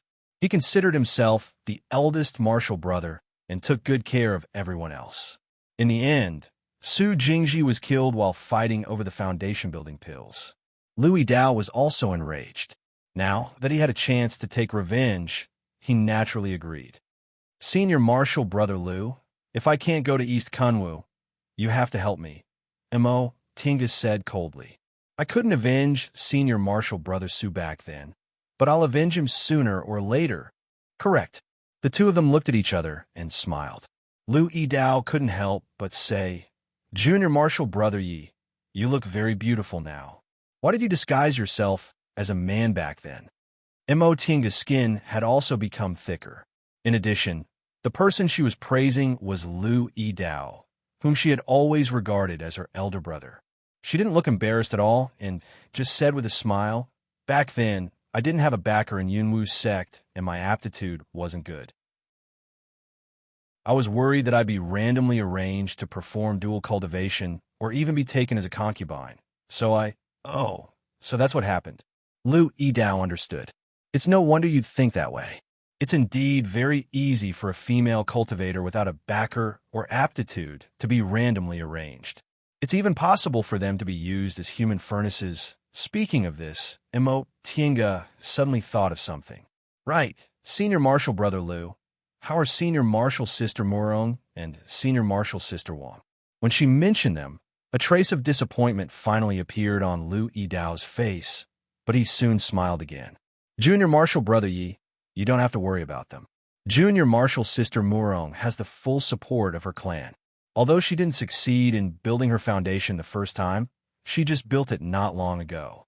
As for Junior Marshal Sister Wang and Junior Marshal Sister Shun, the former sect head of Zixia sect lost his power. His son had an accident, so Junior Marshal Sister Shun is already free. Although Junior Marshal Sister Wang is still married to that person because she's always been very capable, she's now standing out in Zixia sect. This time, we cooperated with Junior Marshal Sister Wang and Junior Marshal Sister Shun. Oh, the two of them have also built their foundations. So that's what happened. This was better than she had imagined. Presumably, Wang Qinyi would also be able to leave the sea of suffering soon. Chapter 147. The soul formation ceremony to celebrate Lord Taoist Xuanin's successful advancement to the nascent soul realm took several months to prepare. Mo Tinga was so busy that she even reduced her cultivation time to 6 hours a day. Not only her, but all the other elite disciples also did the same. The reason was that there were too many guests. Not only did the invited cultivation groups come, but even unknown cultivation groups in Eastern Kunwu, like Yunwu sect, also came to congratulate them. The more cultivation groups that came, the more conflicts there were. Some cultivation groups, or cultivators that had grudges against each other, met here. It was really like when enemies saw each other, their eyes blazed with hatred. Just like when Mo Tinga received the 2 people she met that day. Quarreling was just a small matter, but there were also fights that developed. This made Xianqing school cultivators busy again. Fortunately, these people restrained themselves. They knew this was Xianqing school, so they didn't go too far. After several months of busyness, the soul formation ceremony finally began. On this day, the sky was clear and the sun was bright. More than 5,000 Xianqing school disciples and several thousand guests who came to congratulate them all gathered in the square on the main peak of Mount Taikon. Mo Tinga stood among the elite disciples and looked at the many cultivators in front of the main hall. Advancing to the nascent soul realm was a matter of great importance. In addition, there were several thousand guests watching the ceremony, so it was related to the school's reputation. All of Xianqing School's nascent soul cultivators attended the ceremony. Even Lord Taoist Jinghe wore the school's Taoist robe in a well-behaved manner. Most of the core formation cultivators also attended the ceremony. Among these cultivators, Mo Tinga saw everyone she could think of except one person. There were also nascent soul and core formation cultivators she was familiar with who came to congratulate her. This could be said to be the most spectacular gathering of high-level cultivators Mo Tinga had ever seen since she started cultivating. It wasn't until now that she truly felt how powerful Xianqing School was. This wasn't Mount Yunwu, where she used to stay. It was Xianqing School, the second cultivation group in the Celestial Pole and possibly the first cultivation group in the future. These nascent soul and core formation cultivators were the top group of cultivators in the Celestial Pole.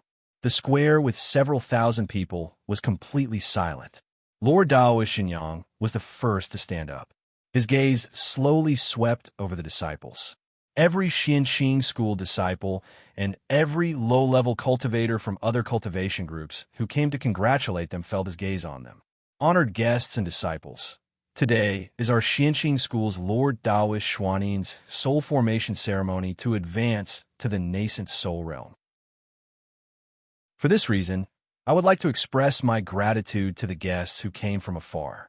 Some of you traveled thousands of miles to come here, so on behalf of Xianqing School, I would like to express my gratitude. Furthermore, I would like to welcome everyone once again. Lord Taoist Xinyang nodded to the people around him and cupped his hands in greeting. With his status as a late-stage nascent soul cultivator, even ordinary nascent soul cultivators and core formation cultivators wouldn't dare to accept his greeting, let alone Qi refinement and foundation establishment cultivators. They all bowed in return. I won't waste any more words. The nascent soul formation ceremony will begin now. As soon as Lord Taoist Xinyang finished speaking, celestial music started to play. Lord Taoist Xianin, who was wearing a Qinquan Taoist robe and a pair of 8 trigram shoes, passed through the crowd and slowly walked forward. Lord Taoist Xianin successfully advanced to the nascent soul realm. Although he was more than 400 years old, he could still be considered a young man. Now, he looked a lot younger and looked like he was in his early 30s. He also shaved his long beard, which didn't lose his dignity, but also gave people a feeling of youth and vigor. However, Mo Tinga was still a bit surprised. She never took a good look at this martial Uncle Xuanin's appearance. Now that she saw him, he could actually be considered handsome. Sure enough, cultivators were naturally beautiful when they were young. Lord Taoist Xianin walked to the front of the stage. Under Lord Taoist Jinyang's guidance, he first paid his respects to the three Pure One's patriarchs, then reported to the head Grand Supreme Elder and accepted the title of Grand Supreme Elder conferred on him. Soon after, he paid his respects to his teacher and knelt to receive his admonishment. My disciple, Xianin, you have a steady temperament, are intelligent, and are sensible. I'm very pleased that you've advanced to the nascent soul realm today. From now on, I hope you won't be arrogant or rash and achieve the great Tao. When he said that, Mo Tinga finally realized that Lord Taoist Jinghe never acted irresponsibly when it came to important matters. Now, in front of thousands of disciples, he was wearing a Qinquan Taoist robe and had a solemn expression, giving him the imposing manner of a great master. Lord Taoist Xianin knelt and kowtowed. This was also the last time he performed the formal master-disciple etiquette to Lord Taoist Jinghe. From now on, with his identity as a nascent soul cultivator, he didn't need to kneel and kowtow to anyone. Thank you for your teachings, Master. Xianin will never forget Master's hundreds of years of teaching. Lord Taoist Jinghe showed a gratified expression. You've already stepped into the great Tao. From now on, you'll set up your own school. You don't need to call me Master. You only need to keep our master-disciple relationship in your heart. Yes, disciple will obey Master's order. Then Lord Taoist Xinyang said, Thank you.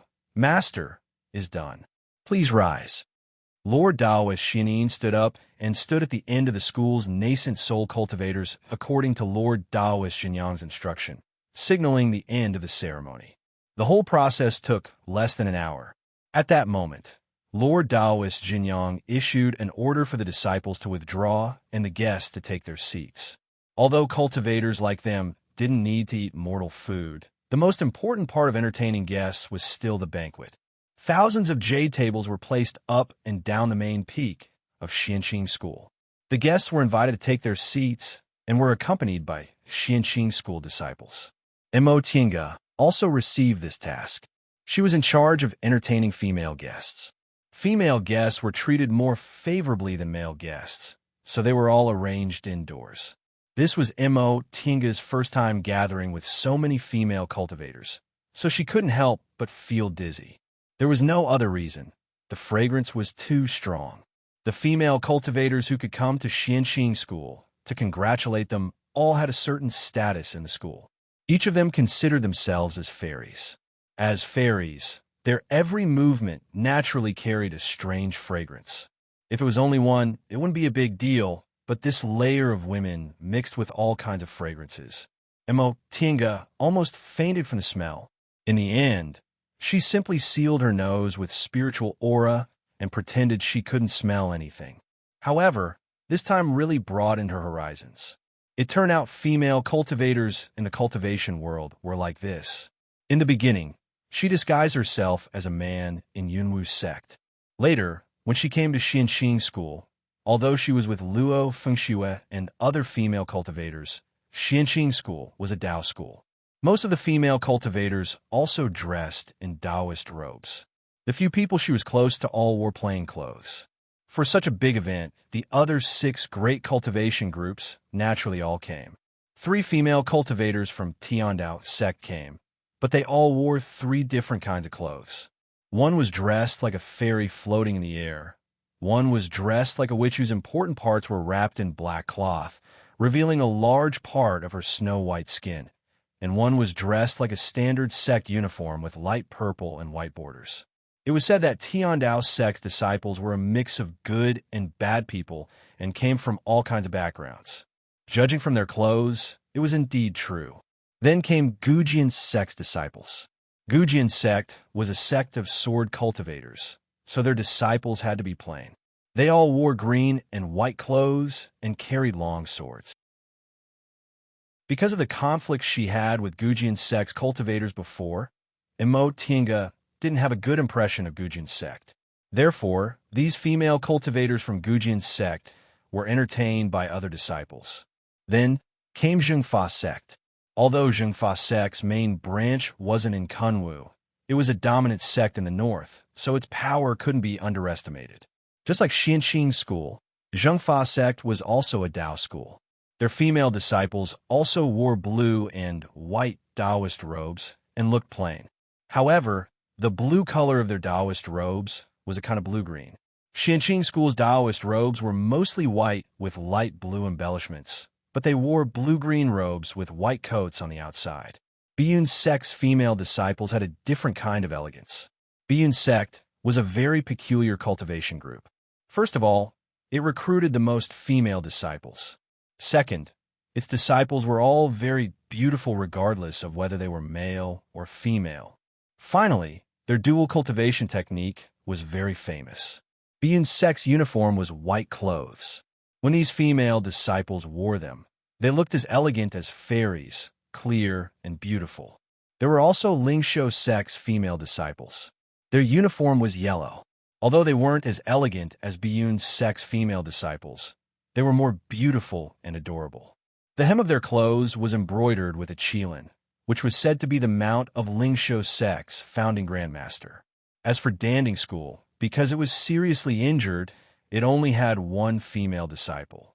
She sat silently on the side, and her clothes were also ordinary. Apart from them, the female disciples of the other, slightly inferior small cultivation groups all had different styles. Most of them didn't wear their sect's uniform. Most of them were dressed in enchanting and beautiful clothes. Mo Tinga guessed that it was precisely because their cultivation groups weren't as good as the 7 great cultivation groups that they care more about beauty. In contrast, most of the disciples of the 7 great cultivation groups wore their sect's uniform. In terms of beauty and temperament, they weren't inferior at all. What satisfied Imotinga was that although her appearance wasn't bad, it wasn't too outstanding among such a large group of female cultivators, which was exactly what Imotinga wanted.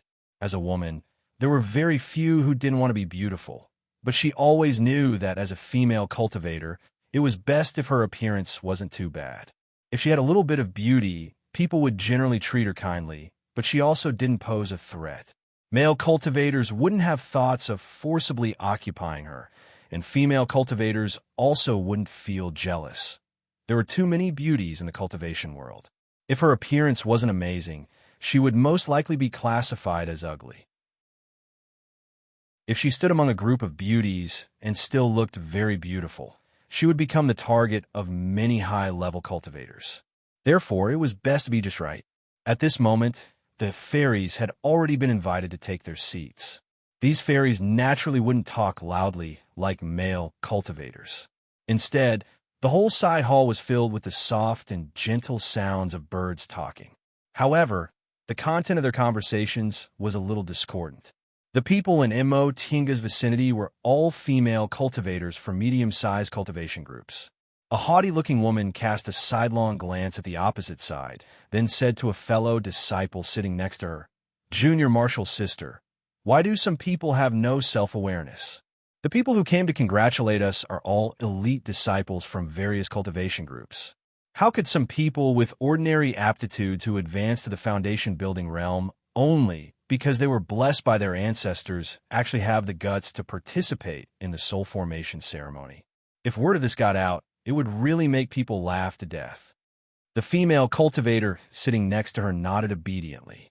The woman sitting across from her sneered and said, "Speaking of which, some people's sights are stuck on what happened 800 years ago.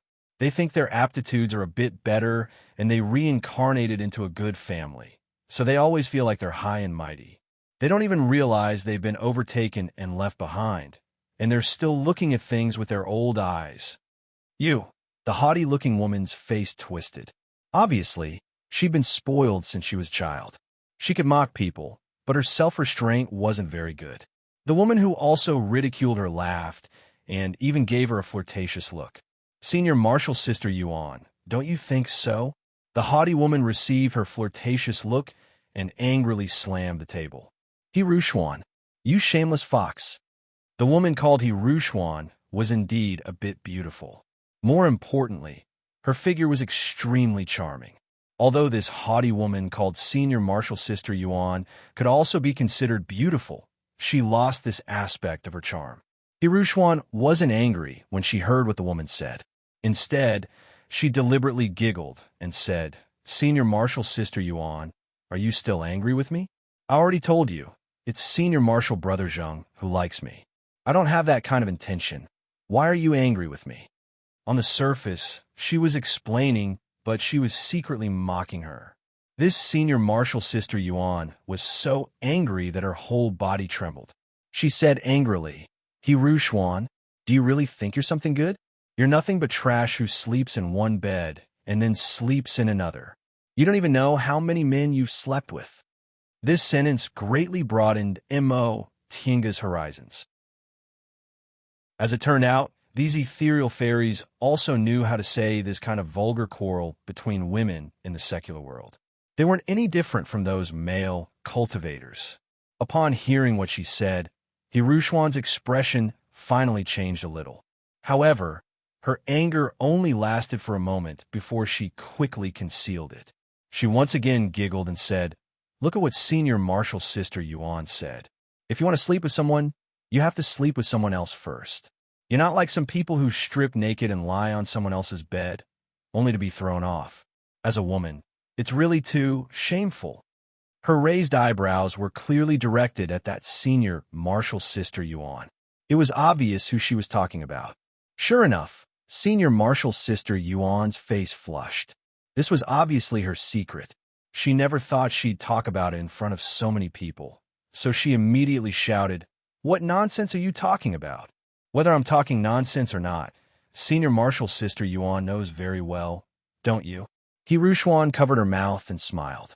She then lowered her head and drank her wine in a gentle and elegant manner. You, Senior Marshal Sister Yuan, stood up angrily and made a fighting stance. Seeing that the situation was far from good, Mo Tianga immediately stopped watching the show and stood up. Senior Marshal Sister, please forgive me for not being a good host. It's none of your business. Before Mo Tianga could finish, that Senior Marshal Sister Yuan angrily interrupted her. I want to settle accounts with this shameless, foxy woman. Before Mo Tianga could say anything, Xuan already cut in. Senior Marshal Sister Yuan, we're at Xianxing School. The master of this Senior Marshal Sister talking to you is Lord Daoist Jinghe. He's a dignified, middle-stage, nascent soul cultivator. Unlike Marshal Uncle Yuan, who's only in the early stage of the core formation realm. On the surface, she was talking about Mo Tianga, but she was secretly pointing out Senior Marshal Sister Yuan's identity, causing Senior Marshal Sister Yuan to suffer a loss in silence. However, she also pointed out that Mo Tianga's identity was different from the others. She wasn't a small disciple without any background like the one she used to show off in the school. This Senior Marshal Sister Yuan still had a bit of rationality left. She immediately snorted angrily and sat down. A victorious smile appeared on Xuan's face. Mo Tianga saw this and smiled at that Senior Marshal Sister Yuan. It's good that Senior Marshal Sister can understand. I apologize for not being a good host. Fortunately, this Senior Marshal Sister Yuan wasn't an idiot. After Xuan pointed out her identity, she knew she couldn't afford to offend Mo Tianga, even though she still couldn't put down her pride. She still stood up and saluted Mo Tianga. I was too presumptuous. Please forgive me, Senior Marshal Sister. Mo Tianga smiled and brushed this matter aside. It's just a trivial matter. No need to take it to heart. Now that peace had been restored, Mo Tianga secretly gave Xuan a meaningful glance. She could see that this Senior Marshal Sister Yuan had a simple and arrogant personality. If it wasn't because of Xuan's provocation, she wouldn't have lost her composure like this. Fortunately, Xuan was a smart person. Upon seeing Mo Tianga's meaningful glance, she returned to smile, allowing Mo Tianga to heave a sigh of relief. Now that the matter on this side was over, Mo Tianga's sharp ears picked up another incident at the table. Two female cultivators were comparing beauty and mocking each other's attire. One of them said, Big Sister Zhen, your clothes today aren't bad. Unfortunately, they're too white. They're so white that they look like they're attending a funeral. The other one retorted sarcastically, Little Sister Wan, your clothes are also very beautiful, but they're too red. They're so red that other people would think you're holding a dual cultivation ceremony if they saw you. Aya, big sister Jean, is too polite. Your hairpin is pretty good, but it's yellow like there's a banana stuck in it. How can it compare to little sister Juan's white jade double phoenix hairpins? From afar, it looks like there's a white radish on top of your head. Some people whose cultivation wasn't high enough burst out laughing. However, the two women glared at them angrily. What are you laughing at? You're rude. Fortunately, the one who laughed thought this show was very amusing, so she didn't mind. She just waved her hand and buried her head in her laughter. The two women continued to flatter each other. Big sister Jean, when did you change your bracelet? I thought you'd wear a bracelet until you died. That's because little sister Juan rarely pays attention to it. A good bracelet can naturally be matched with many clothes. It's just a matter of trying something new once in a while, unlike little sister Juan who changes her bracelet every day. Unfortunately, they're all secular goods. They can't even be considered spirit tools. Although secular goods are cheap, you have to spend a lot of effort to find them. This is the cultivation world. There are too many spirit tools and the like here. They're crudely made and aren't much better than secular goods. The workmanship isn't exquisite, so they can't be matched with clothes at all. Ah, big sister Jean, your clothes are made of cloud brocade, right? That's rare. Unfortunately, it seems like cloud brocade can't be made in magic tools. The quality is a bit lacking.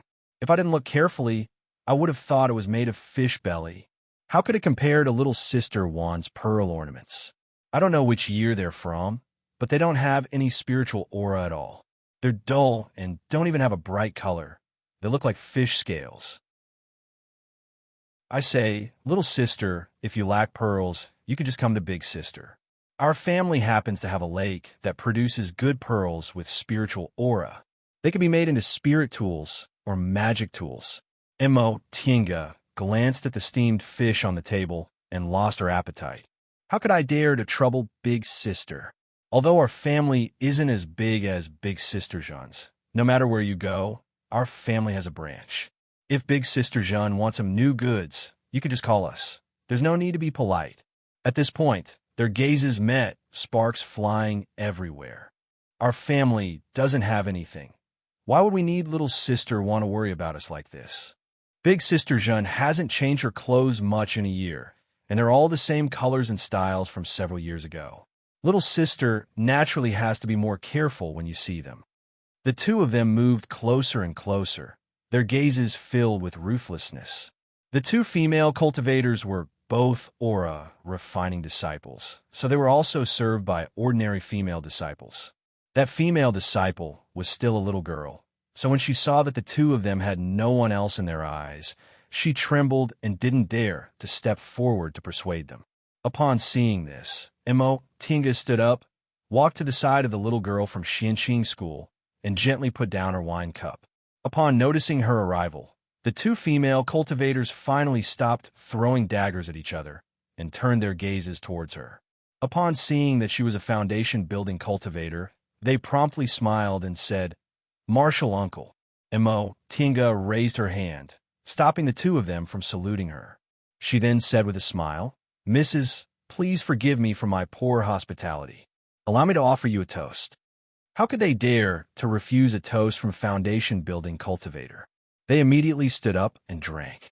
Mo Tinga smiled and patted the shoulder of the little girl standing next to her, hinting for her to sit down.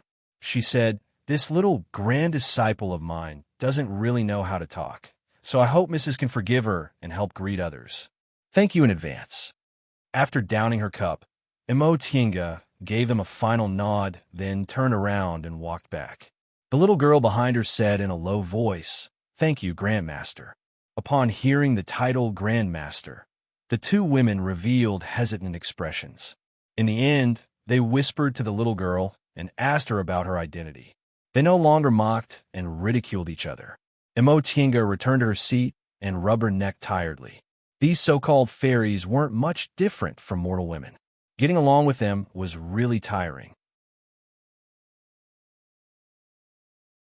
Chapter 148.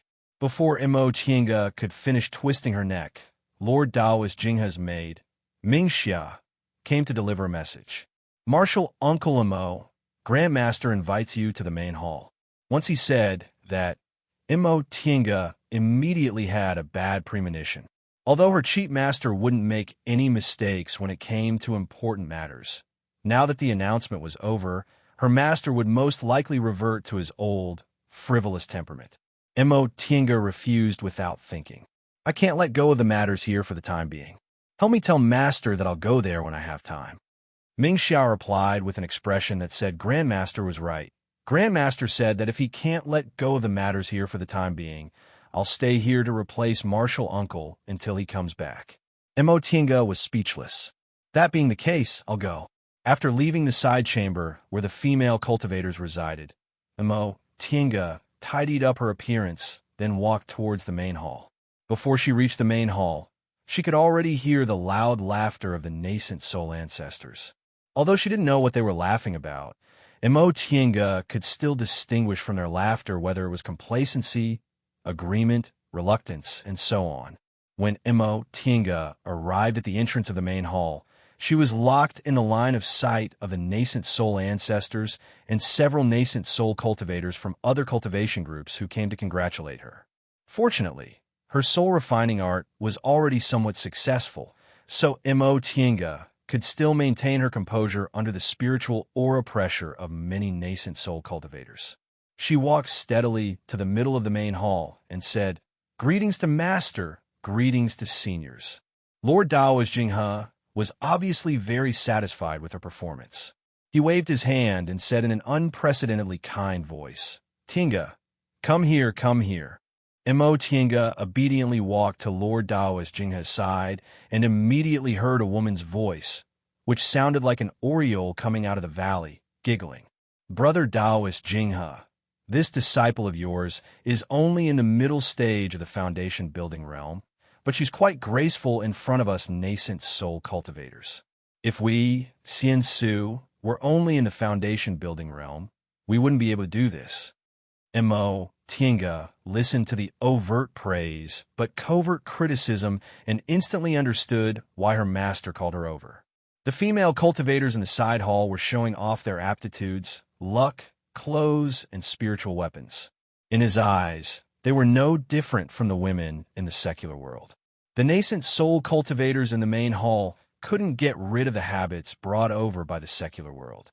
They were all nascent soul cultivators, so they couldn't show off their aptitudes and magic tools, so they could only show off their disciples.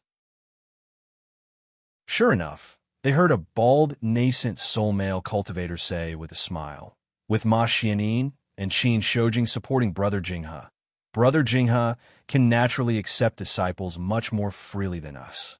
Imo Tiange listened to the nascent soul cultivators from other cultivation groups ridiculing her one after another, but she couldn't refute any of their words. She really felt angry, so she rolled her eyes at her master in a place where no one could see her.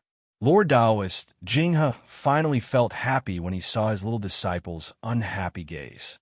He put on a nonchalant smile and said, "I wonder which clan's disciple dares to challenge a 5th-ranked demonic beast alone when he's only in the early stage of the foundation building realm."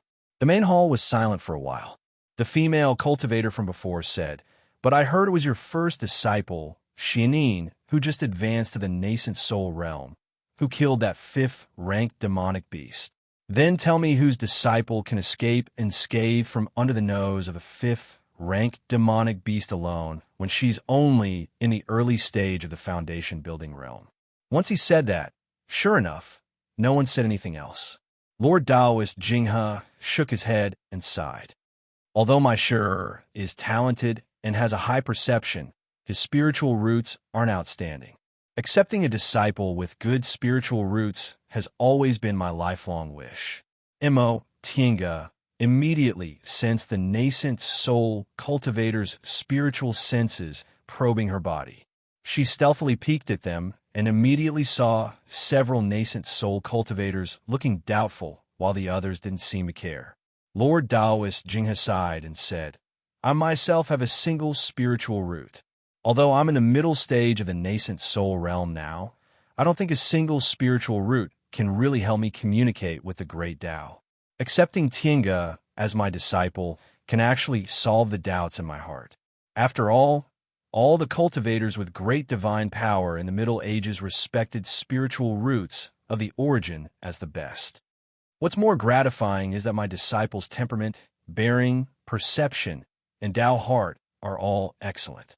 When the time comes, she should be able to achieve the great Tao one step earlier than your beloved disciples. After he finished speaking, his smiling expression turned into a complacent laugh. Tiange stood on the side, watching her master's undisguised complacency. She was sweating profusely in her heart. If he didn't say the last sentence, people might have mistaken him as a matchmaker.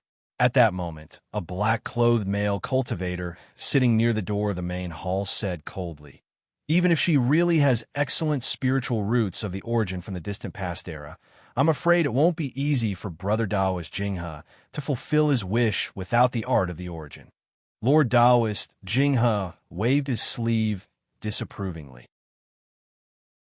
"Your Tiandao sect doesn't have it, but it doesn't mean our Xianxing school doesn't have it.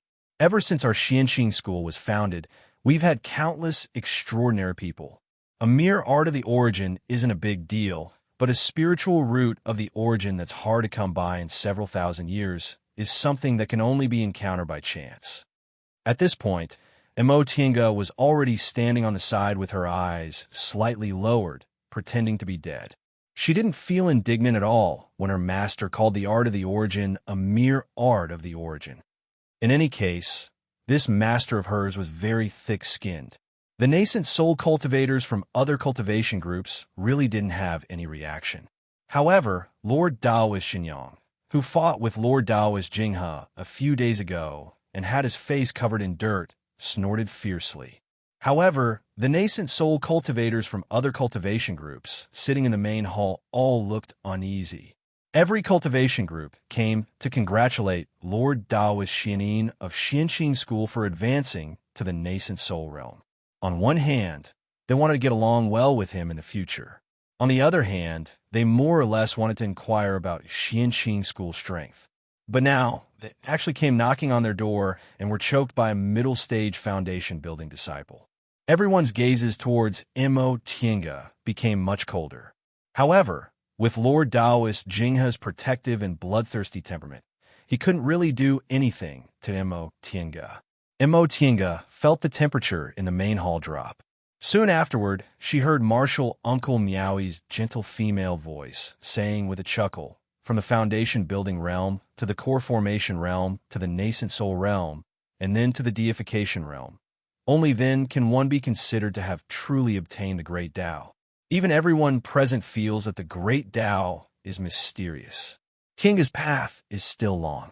Once she said that, the atmosphere in the main hall immediately eased up a lot. Lord Taoist Jinghe had enough of being complacent. Now that Lord Taoist Meowie had helped him smooth things over, he felt quite satisfied. Thus, he simply closed his eyes and enjoyed the maids next to him massaging his shoulders and back. Right at that moment, Mingxia slipped in from the side door. She nervously reported to Tiange in a soft voice, "Marshal Uncle several senior marshal sisters are fighting in the side hall." Tiange frowned. "They were fine when I left. What's going on?" She then raised her eyes to look at Lord Taoist Jinghe. Lord Taoist Jinghe was obviously done showing off. He raised his hand and said indifferently, "This kind of thing is bound to happen in every big banquet. You just need to handle it properly." Although the matter in the side hall was also troublesome, it was still better than standing in the main hall and becoming a target for the nascent soul cultivators. Tiange hastily cupped her hands and bowed. "Master, disciple will take her leave." She then turned around and slipped out of the main hall side door. Lord Taoist Jinghe, who just finished showing off, was obviously in a good mood, so he only smiled at Tiange's obvious escape. Tiange rushed all the way from the main hall. When she rushed to the side hall, she thought she would see a mess. In the end, the female cultivators in the side hall were obviously better at handling this kind of situation than she was.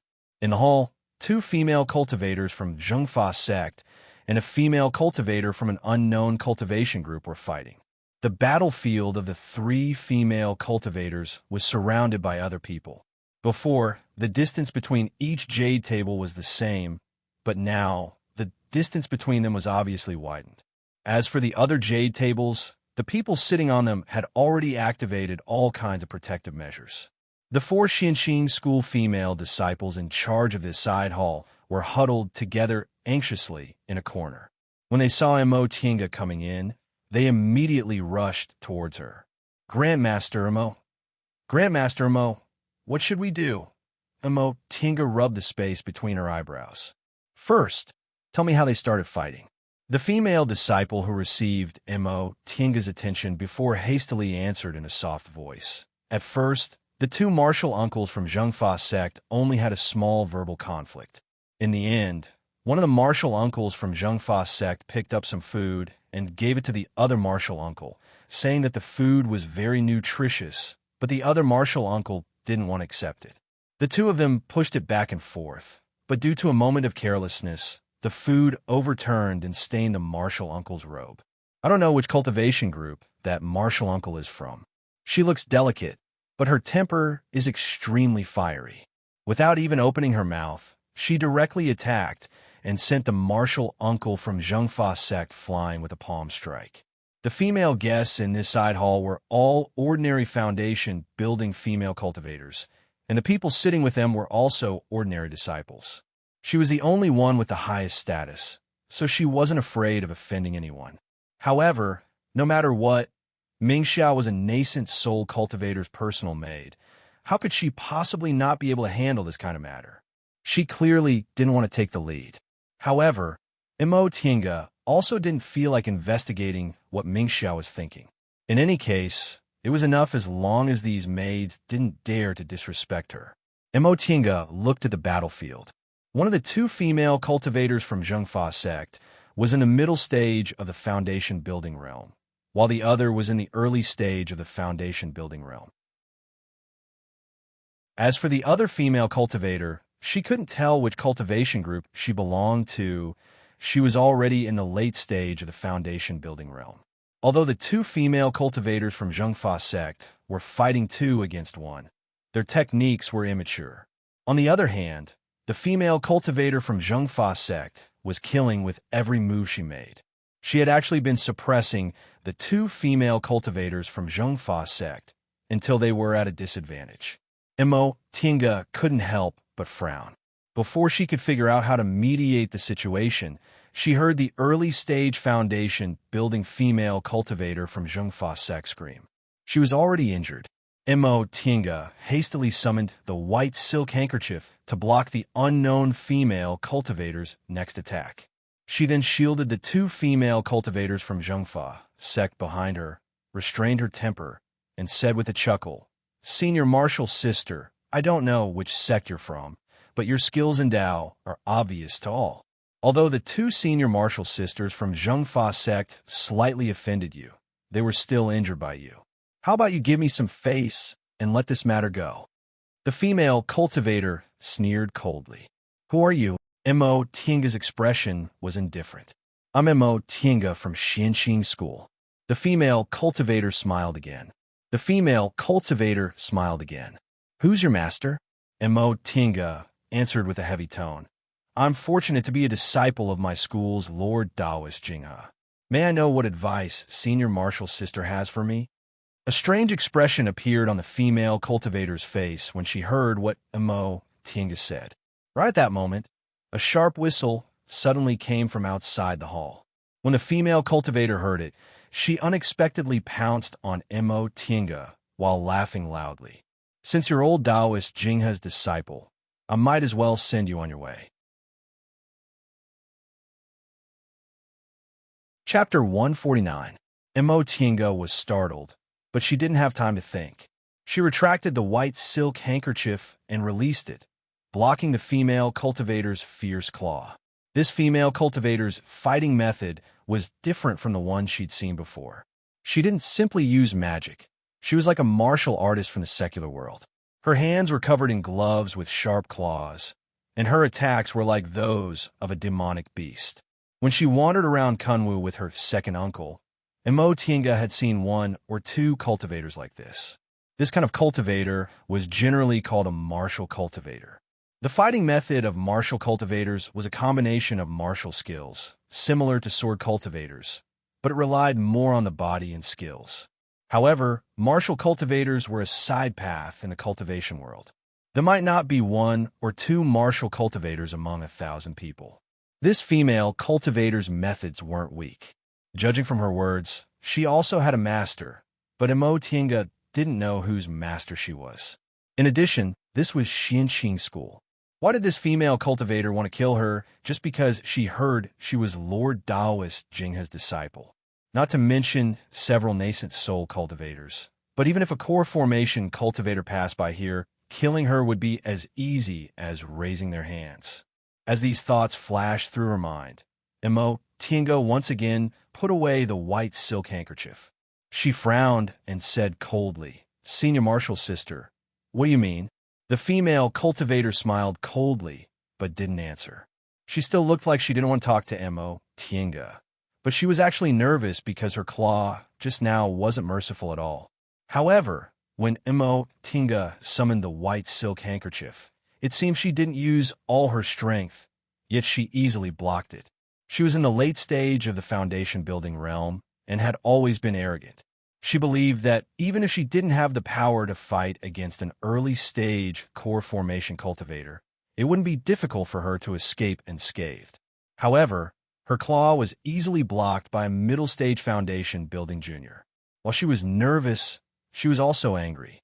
Once she stopped, she immediately swung her claw again. Mo Tinga instantly retreated. She didn't plan to meet force with force. She was a traditional cultivator who mainly cultivated magic. When fighting against martial cultivators, it was best not to let the opponent get close to her. However, there were people everywhere in this side hall, so it was difficult for her to hide for a while. Thus, she simply stepped on the white silk handkerchief and fought closely with this female cultivator. Mo Tinga also learned how to use the Qing Gong of the secular world, which helped her a lot when she was in the aura refining stage. In addition, the white silk handkerchief was extremely nimble, so even though she was in close combat with this female cultivator, she was still able to move with ease and wasn't hit by her at all. In the blink of an eye, their figures changed several times. Most of the foundation building female cultivators in the side hall couldn't even see their figures clearly, let alone the aura refining female cultivators. Their faces even turned pale from the spiritual aura pressure emitted by the two of them, completely at a loss as to what to do.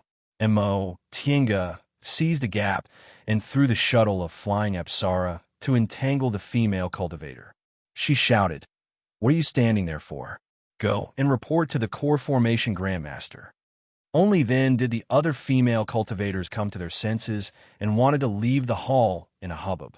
The female cultivator she was fighting suddenly retreated after blocking the shuttle of flying Apsara. She smiled gloomily and said, "You want to call a core formation cultivator to deal with me? I won't fight with you. Just wait and see." After saying that, he quickly retreated. In a flash, he was out of the side hall's door. Mo Tinga didn't immediately chase after them. Instead, she turned around and said, "All of you stay here. Don't go out." The female aura refining disciples nodded repeatedly. Since the two of them were fighting and the spiritual aura pressure was already astonishing, how could they dare to go out? They could only watch as Mo Tinga followed the female cultivator out of the side hall. Mo Tinga noticed that the change in the female cultivator's attitude was caused by a whistling sound. The sound was very short and wasn't heavy. Presumably, cultivators under the foundation building realm shouldn't have heard it. However, because of the soul refining art, Mo Tinga was very sensitive to spiritual aura fluctuations. Not only did she hear the sound, but she also sensed a peculiar spiritual aura pressure that was somewhat restrained. Mo Tinga followed behind the female cultivator at a moderate distance. Sure enough, she saw that the female cultivator was heading towards the place where the spiritual aura pressure came from. Mo Tinga was suspicious. This direction was indeed the direction where the nascent soul cultivators were. Qin Jinghe. All of a sudden, she heard a loud shout. Mo Tinga's mind trembled and her blood and aura surged. She couldn't control herself and fell from the white silk handkerchief. She suddenly looked up and saw a surging black cloud above the main hall where the nascent soul cultivators were located. A ferocious human head could be faintly seen on the black cloud. The female cultivator, Mo Tinga, was chasing, didn't feel this spiritual aura pressure at all. She turned around and smiled charmingly at Mo Tinga before disappearing in a flash. Mo Tinga's expression changed.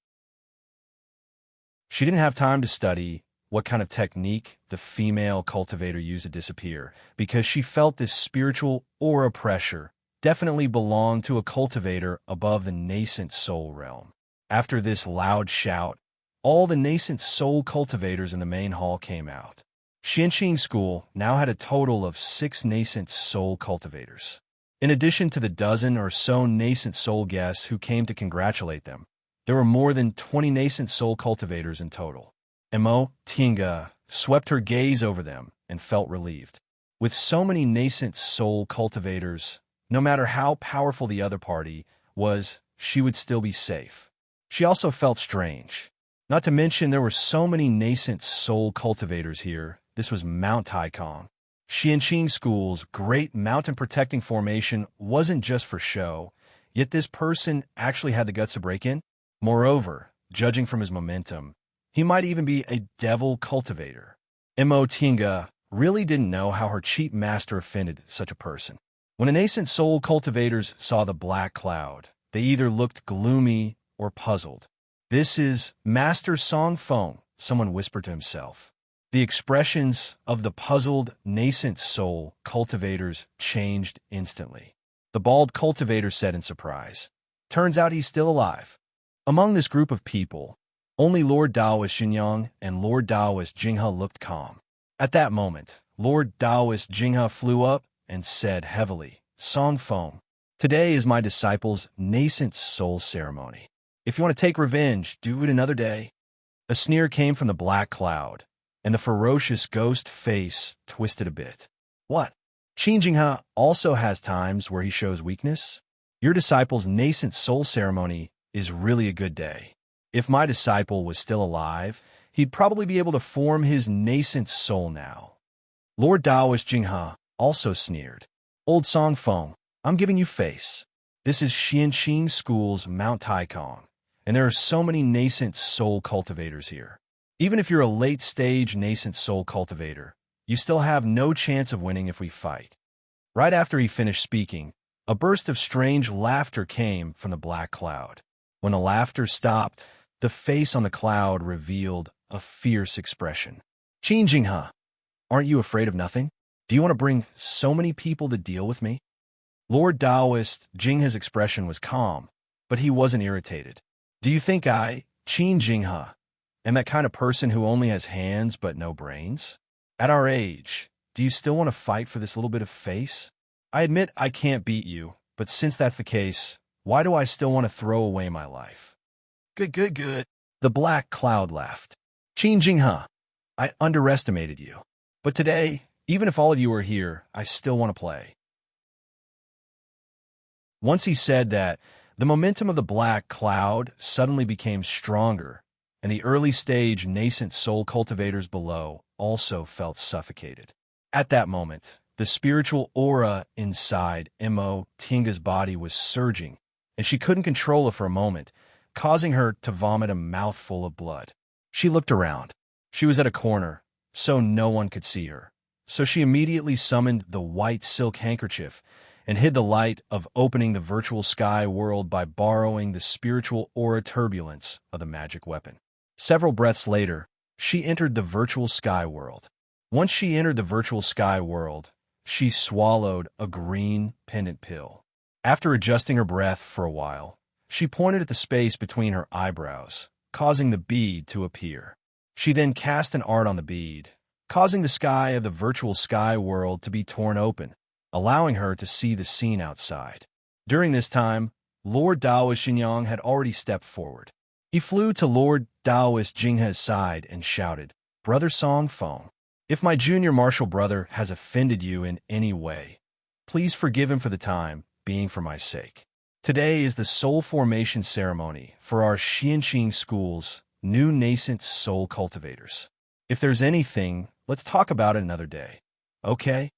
The face on the black cloud opened its mouth and laughed. Then its voice became a bit gentler.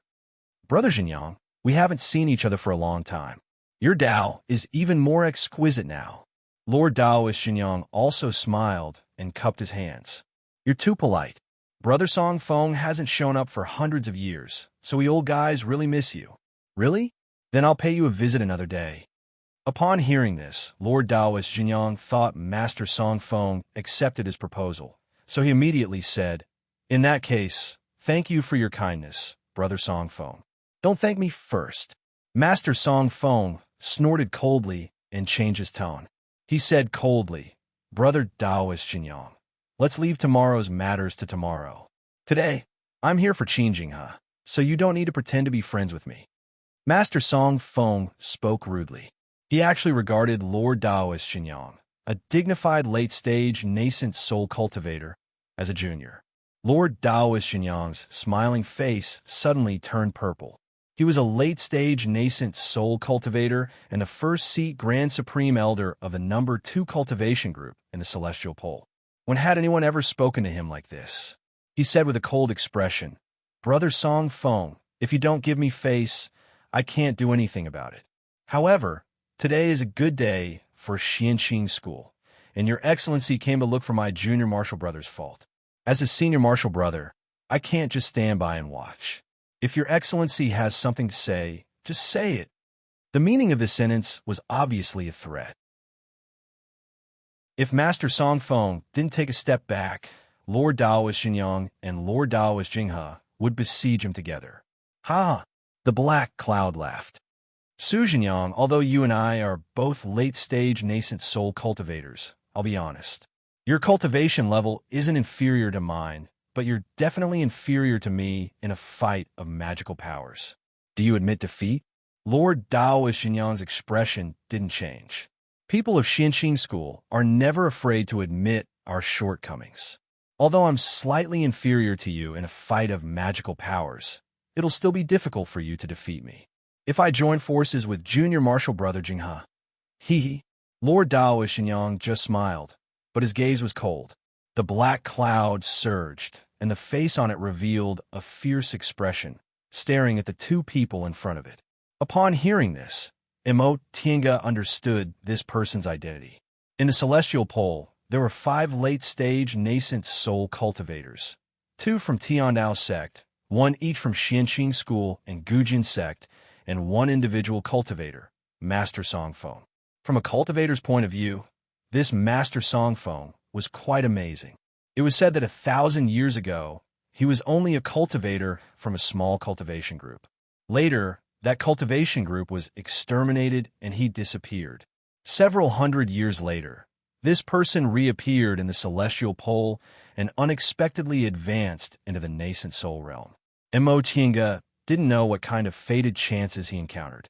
In fact, he only had 3 spiritual roots, so it was already very good for him to be able to cultivate until the core formation realm.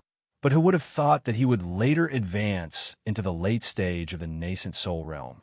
This person's knowledge was very diverse.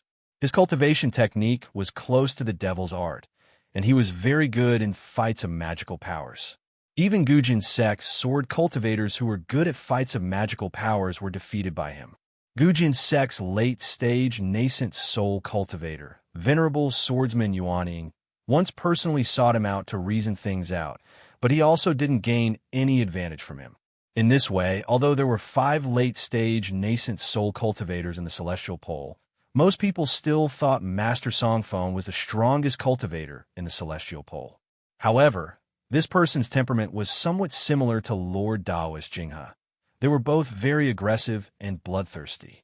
Lord Taoist Jinghe, on the other hand, was a member of a Tao school, so he wouldn't kill the innocent and rarely took people's lives.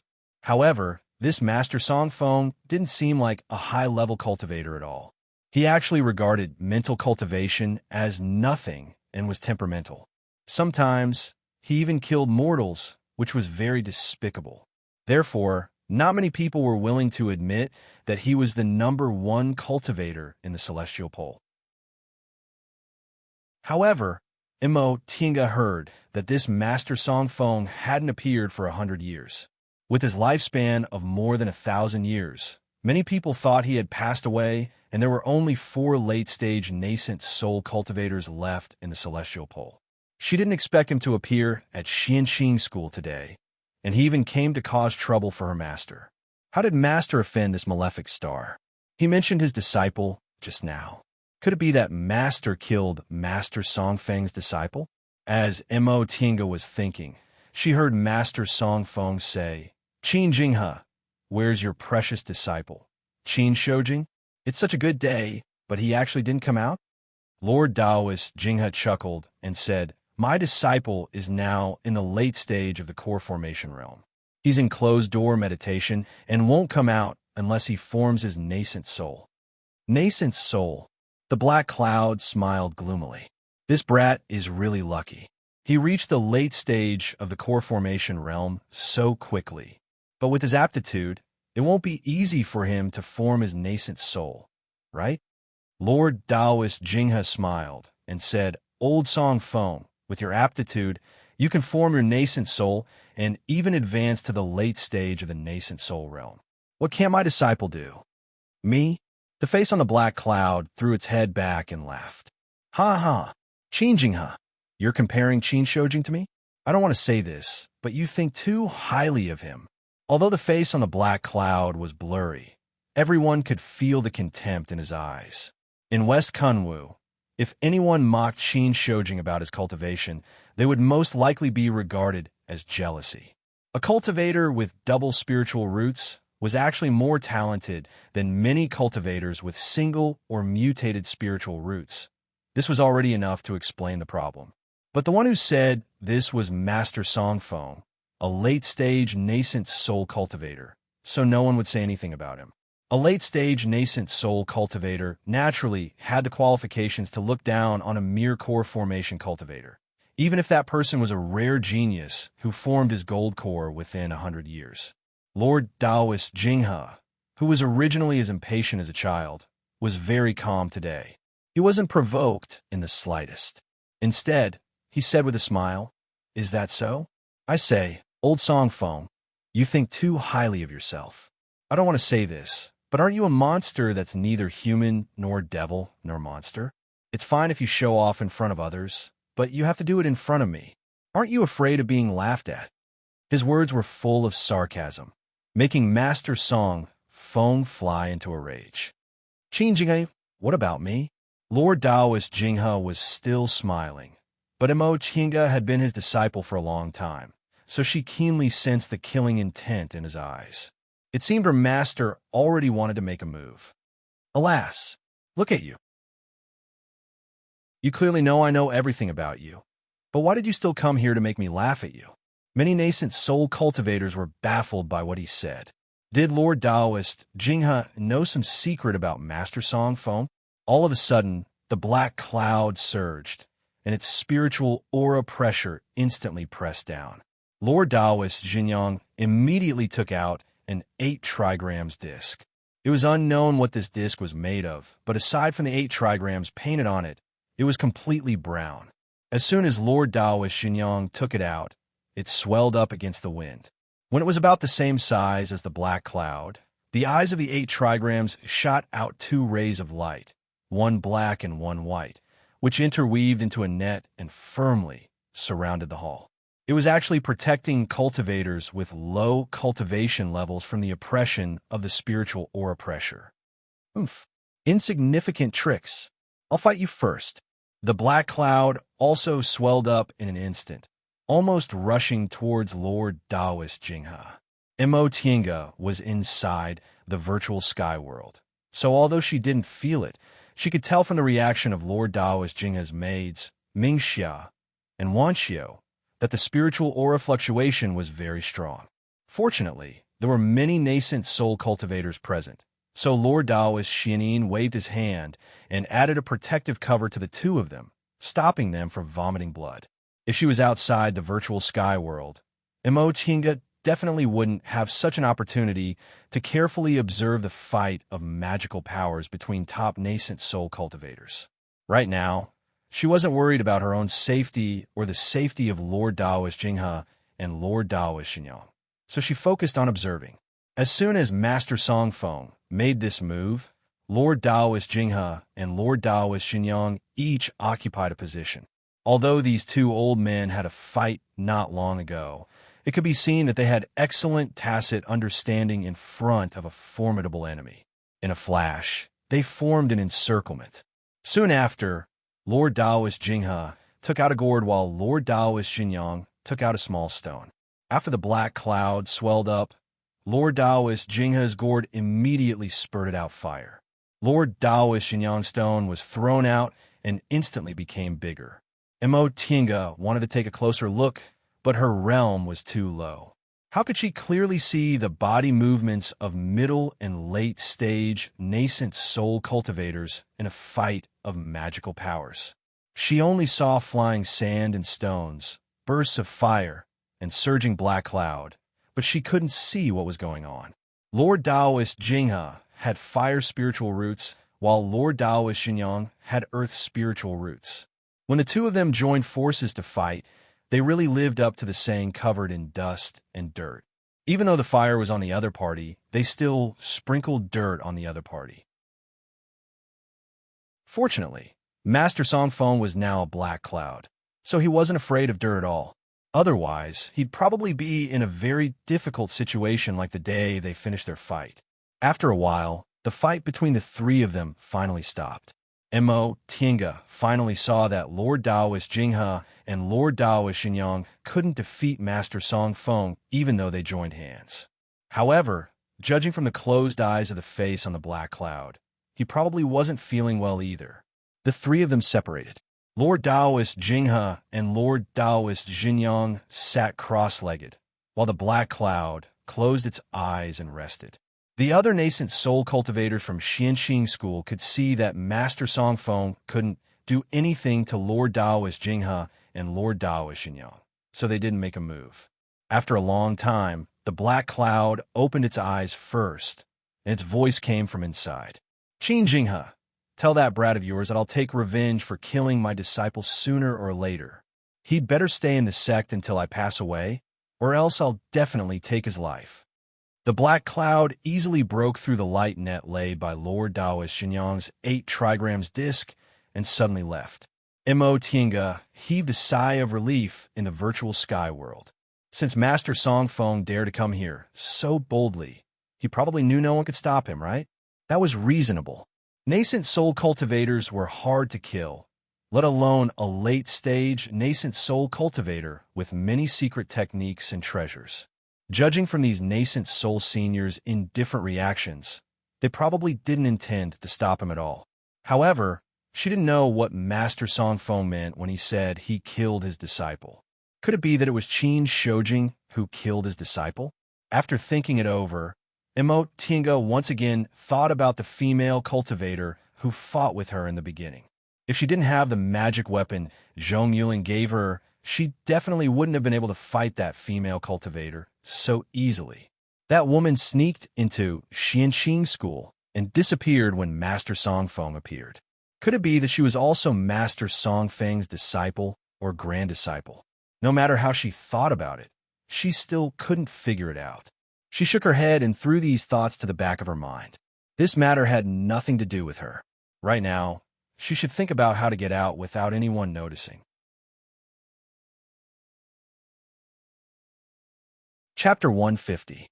While Master Songfeng had just left and the scene was in chaos, Tinga sneaked out of the virtual sky world and ran towards the main hall as if she had just arrived.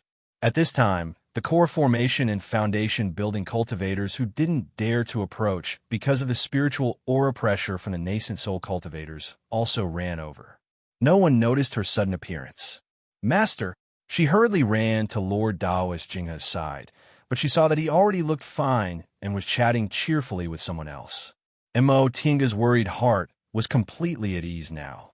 Judging from his appearance, his injuries just now weren't that serious.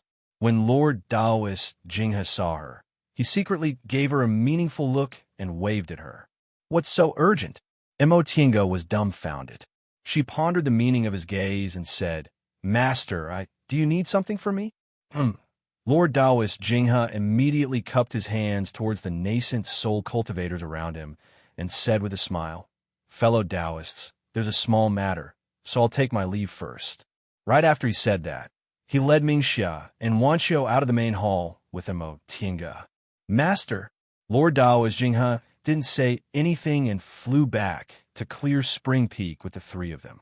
Once they reached Clear Spring Peak and entered Shanqing Palace, Lord Taoist Jinghe stopped.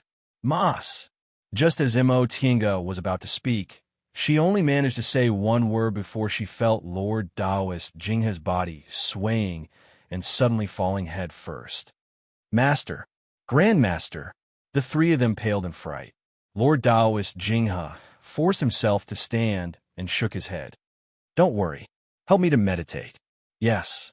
Mingxia and Wanxiu helped him back to his throne. The three of them waited at the side, watching nervously. After an unknown amount of time, Lord Taoist Jinghe's pale complexion finally regained its color. He opened his eyes and heaved a sigh of relief. I haven't seen him for several hundred years. I didn't expect Old Man Songfeng's demonic art to be so powerful. Mo Tiange finally understood.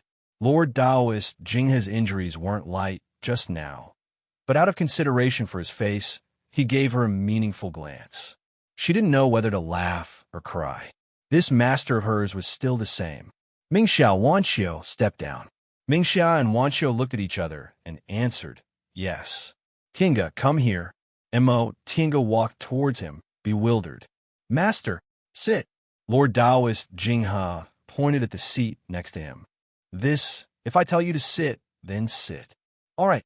She cautiously approached Lord Taoist Jinghe and cautiously looked at him, then cautiously sat down. Mo Tiange couldn't be blamed for her reaction. The current Lord Taoist Jinghe was really too amiable. He was too much like an elder. Tiange, yes. Mo Tiange was worried. She didn't know what trick this master of hers was playing now. But this time, Lord Taoist Jinghe sighed and stared at her in a very normal manner. Do you think Master doesn't teach you anything? Mo Tiange thought for a moment, then answered honestly. Regarding cultivation, Master has never taught me anything, so disciple does feel a bit baffled. However, I've had many fortuitous encounters, and my current cultivation level has far exceeded my age. What Master has taught me is exactly what I need the most. As long as you understand. Lord Taoist Jinghe relaxed when he heard her answer and saw the sincerity in her expression. He continued to sit cross-legged and meditate with his eyes closed. How much of what happened today did you see? Your disciples saw it all. Also, in the side hall, I met a female cultivator who seemed to be related to Master Songfeng. Oh, Mo Tiange then told him about the claw-wielding female cultivator in detail. After listening to her, Lord Taoist Jinghe opened his eyes and pondered. It sounds like this woman's path is indeed related to Old Man Songfeng. Among the 7 great cultivation groups, I'm the one who understands Old Man Songfeng the most. I don't know what happened to that old man in the past, but his physique is neither human nor devil. He seems to have been transformed by a foreign object. He's neither a traditional Tao cultivator nor a devil cultivator, but he's learned from the strong points of various sects, so he's so difficult to deal with. According to what you said, that woman should be a martial cultivator, and her moves carried devil aura. In my opinion, she's most likely Old Man Songfeng's disciple or grand disciple. Although you didn't lose to her this time, you must be careful if you meet her in the future. Yes, I understand. Lord Taoist Jinghe nodded, then asked, do you know what happened between Master and Old Man Songfeng? Mo Tiange shook her head. Disciple only heard your conversation just now, so I roughly know it's related to Senior Marshal Brother Shoujing. Lord Taoist Jinghe chuckled softly. His expression was both helpless and proud. Yes, it was indeed that boy's fault. This Old Man Songfeng once had an extremely talented junior who had a conflict with your senior apprentice Brother Shoujing. In the end, he was killed. At that time, Old man Song Feng had long disappeared from the world, so I didn't take it seriously. I didn't expect he was still alive and wanted to take revenge. Alas, that old man is very vengeful. It'll be difficult to deal with him in the future. Then, Master, do you also have a grudge against Master Song Feng? Not really. Several hundred years ago, when I just advanced to the middle stage of the nascent soul realm, I went to a secret place with old man Song Feng, so we had some disputes. Lord Taoist Jinghe didn't say much and shook his head. Although we didn't become enemies at that time, we parted on bad terms. With her master's personality, it would be strange if he could get along with a person with a strange temper, like Master Song Feng, without any problems. Master Song Feng didn't have a good impression of her master, and his beloved disciple was killed by Qin Shoujing, so he naturally hated her even more. When Tinga thought of this, she also felt a bit of a headache.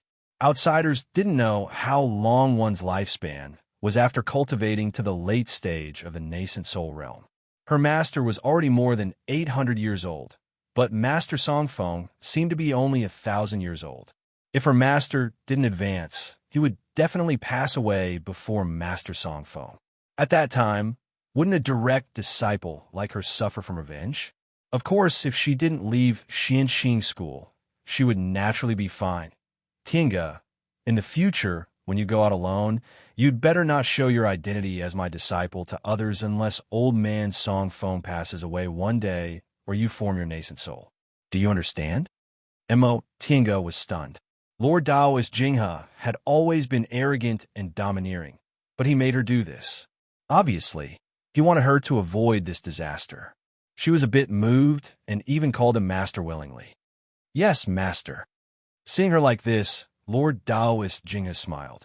Child, you're probably only willing to call me master today, right? Tinga lowered her head and smiled. Although this master was unreliable, his heart was as clear as a mirror. However, although she usually called him master disrespectfully, she always felt she was very lucky to have such a master. Lord Taoist Jinghe stopped smiling and said, After I formed my nascent soul, I accepted 5 disciples in total: Xianin, Qing'an, Mingjin, Suxin, and Changkong. Your original second martial brother, Qingyuan, unfortunately died early, so I later accepted another disciple and gave him the Taoist name Qingyuan. I originally didn't want to accept any more disciples, but who would have thought I'd find your senior martial brother Shoujing when I returned to Qin clan in the secular world. He's a blood-related junior with good spiritual roots, so I naturally had to take care of him, so I brought him back to Mount Taikong and accepted him as my disciple. Although this boy's spiritual roots are ordinary, his temperament is excellent and he's extremely intelligent, so I accepted him as my last disciple. Unexpectedly, he also asked me to accept you as my disciple. Sure enough, she was accepted as his disciple because of that person. Tinga had long guessed it, so she didn't feel disappointed, but she couldn't feel happy either. Lord Taoist Jinghe continued to say, I originally didn't take it seriously when I accepted you as my registered disciple. At that time, I thought with your spiritual roots, it would be great if you could build your foundation and you probably wouldn't have any hope of advancing to the core formation realm. So I didn't have to teach you, and you weren't considered my official disciple. Who knew you were really destined to be my disciple? Girl, don't feel wronged. Since I formally accepted you as my disciple, I'll treat you sincerely. Tinga smiled. She wasn't a little girl who hadn't experienced ups and downs, so how could she feel wronged? Rest assured, master. I understand. Lord Taoist Jinghe nodded with a smile. This is what I like about you. You're down-to-earth, strong-willed, and you never undervalue yourself. Unlike that girl from Qingyuan who was spoiled by me when she was young, at that time, I found the daughter left by your senior martial brother Qingyuan and brought back your senior martial brother Shoujing. I took the 2 of them with me, but who knew they wouldn't teach either of them well? Master, Lord Taoist Jinghe's rare melancholy made Tinga feel uncomfortable and puzzled. Isn't senior martial brother Shoujing doing well? Presumably, he'll be able to step onto the nascent soul realm in a few decades or 100 years. You don't know the reason. Lord Taoist Jinghe shook his head. This boy has a firm Tao heart since he was a child, and he's diligent in his cultivation. I used to be very proud that I could teach such a disciple, but now I realize what I've failed to teach him. He's too smart and too persistent. I used to think it was a good thing and didn't need other people to care about him, but now I realize that if his persistence is used on other things, it'll become fatal. Mo was stunned but didn't say anything. Lord Taoist Jinghe said slowly, "Right now, he's the one I'm most worried about. Not to mention that old man Song Feng wants to seek revenge on him, but he's also plagued by demons.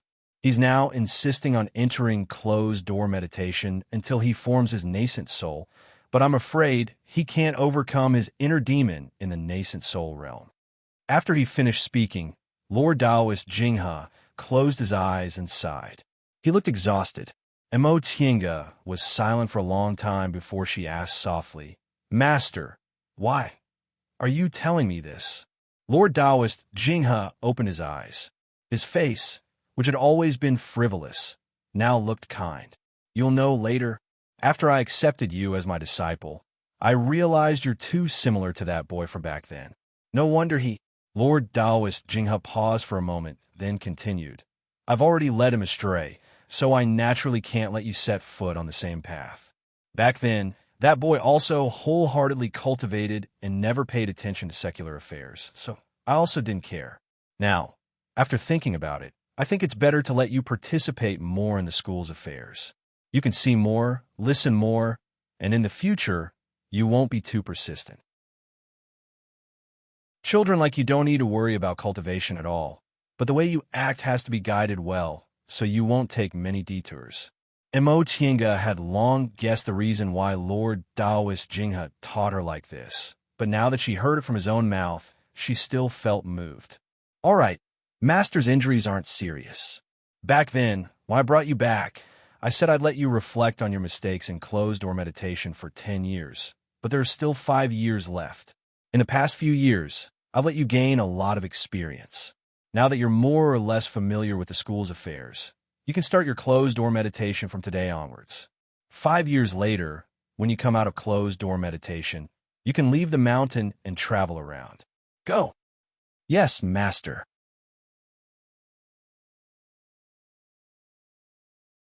Chapter 151. Auntie. A voice came from outside the cultivation room. Mo used an art to come out of the virtual sky world and remove the restriction. The person who stepped into the room was a man in his 20s. He was tall and looked like a young man, but his face still retained the innocence and gentleness of a teenager. Mo saw him and asked with a smile, "Jinji, what's the matter?" This young man was Yi Jinji. He was already 20 years old. His originally cute face was still likable even after he grew up. In addition, he had a good character and treated people generously, so he was very popular among the low-level disciples. In the past 10 years, Mo didn't hesitate to give him medicinal pills and treasures. He was now in the 10th layer of the aura refining realm and only needed to wait for the school's test to obtain a foundation-building pill. Upon seeing her, Yi Jinji smiled with 2 dimples on his face. "Auntie, you're still cultivating." "Of course I'm cultivating. Didn't you go to the martial arts hall with Hualing? It's only noon, but you're already back?" The martial arts hall was a branch hall on the main peak of Xianqing School. It was used for martial arts competitions between disciples. Under normal circumstances, there would be a core formation cultivator and several foundation-building cultivators overseeing it to train the disciples' abilities in fights of magical powers. Male disciples were always more interested in fights of magical powers, so they would go to the martial arts hall every few days. Yi Jinji was the same.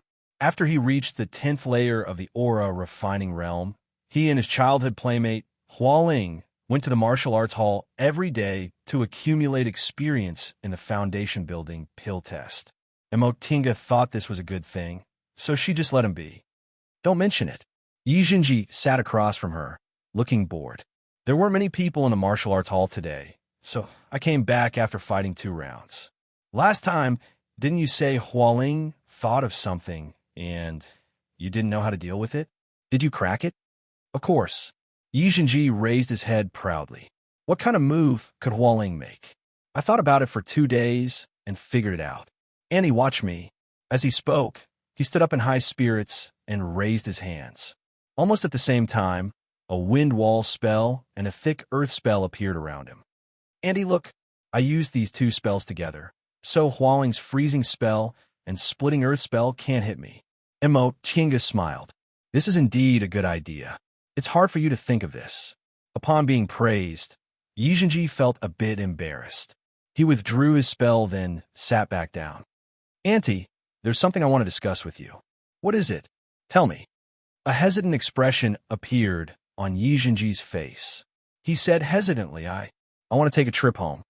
Tinga was stunned. Yi Zhenji came to the mountain when he was 9 years old and met her when he was 10. Since then, she had always kept him by her side, and he had never left her side.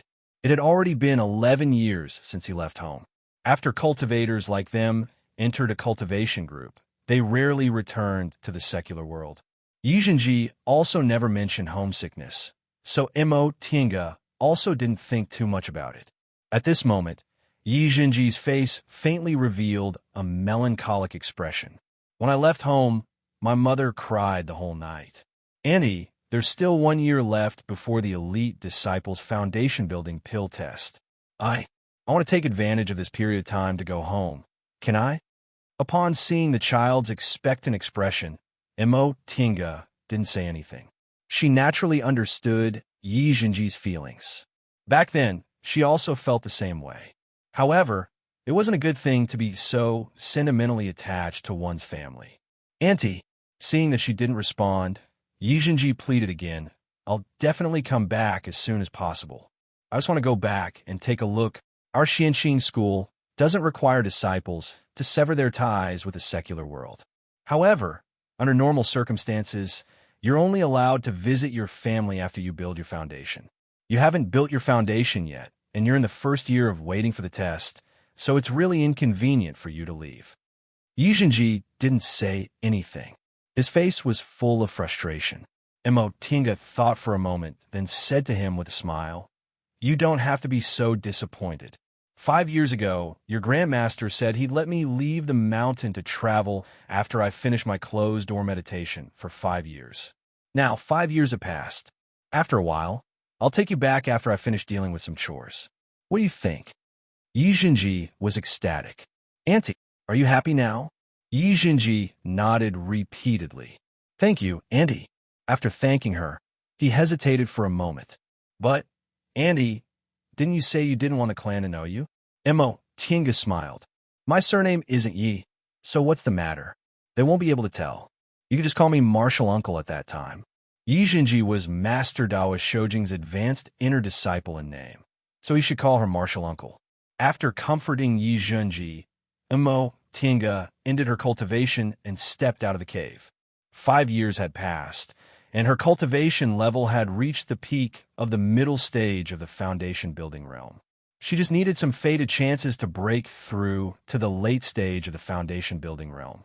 However, Tinga wasn't in a hurry. She was only 37 years old now. In terms of age, her cultivation level was already very high. Even Qin Shoujing was only in the middle stage of the foundation building realm when he was her age. She stepped into the main hall of Shanqing Palace. Lord Taoist Jinghe was sitting cross-legged in meditation. He fought with Master Song Feng 5 years ago, so his injuries weren't light. In the past few years, he had been recuperating. Fortunately, his cultivation level was high, so his dantian and meridians weren't injured.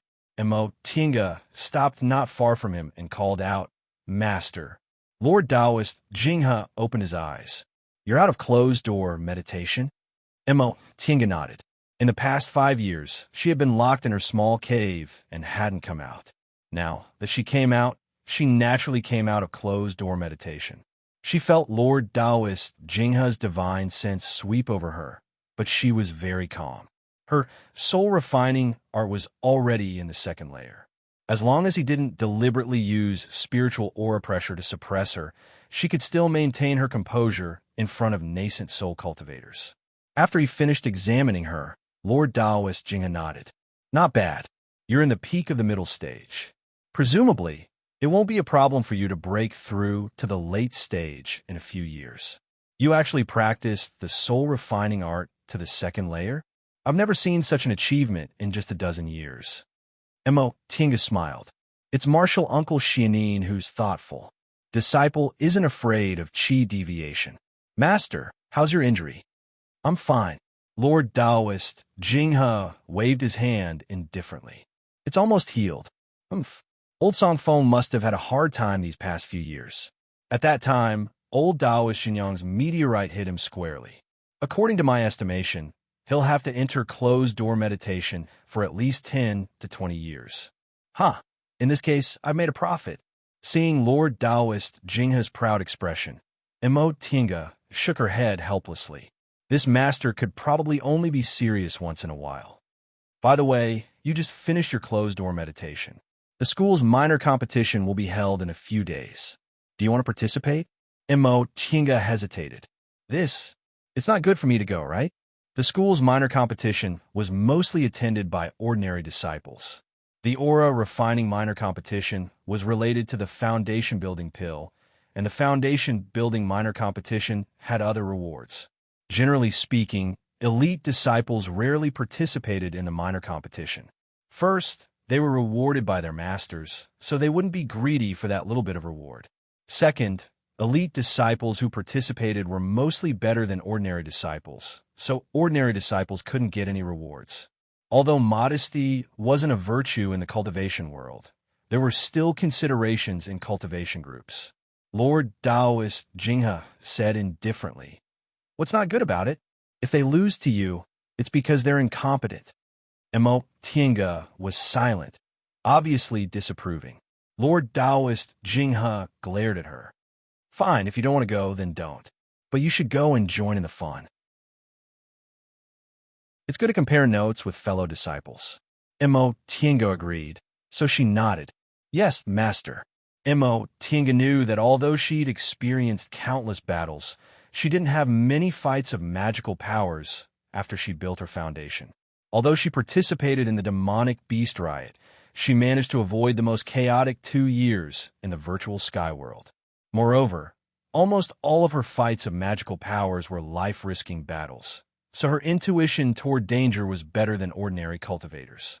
However, her skills were probably inferior to cultivators who often compared notes with each other. Now that she hadn't fought in 5 years of closed-door meditation, she should really study fights of magical powers.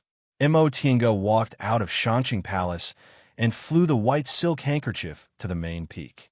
The martial arts hall was located next to the 3 Pure Hall on the main peak.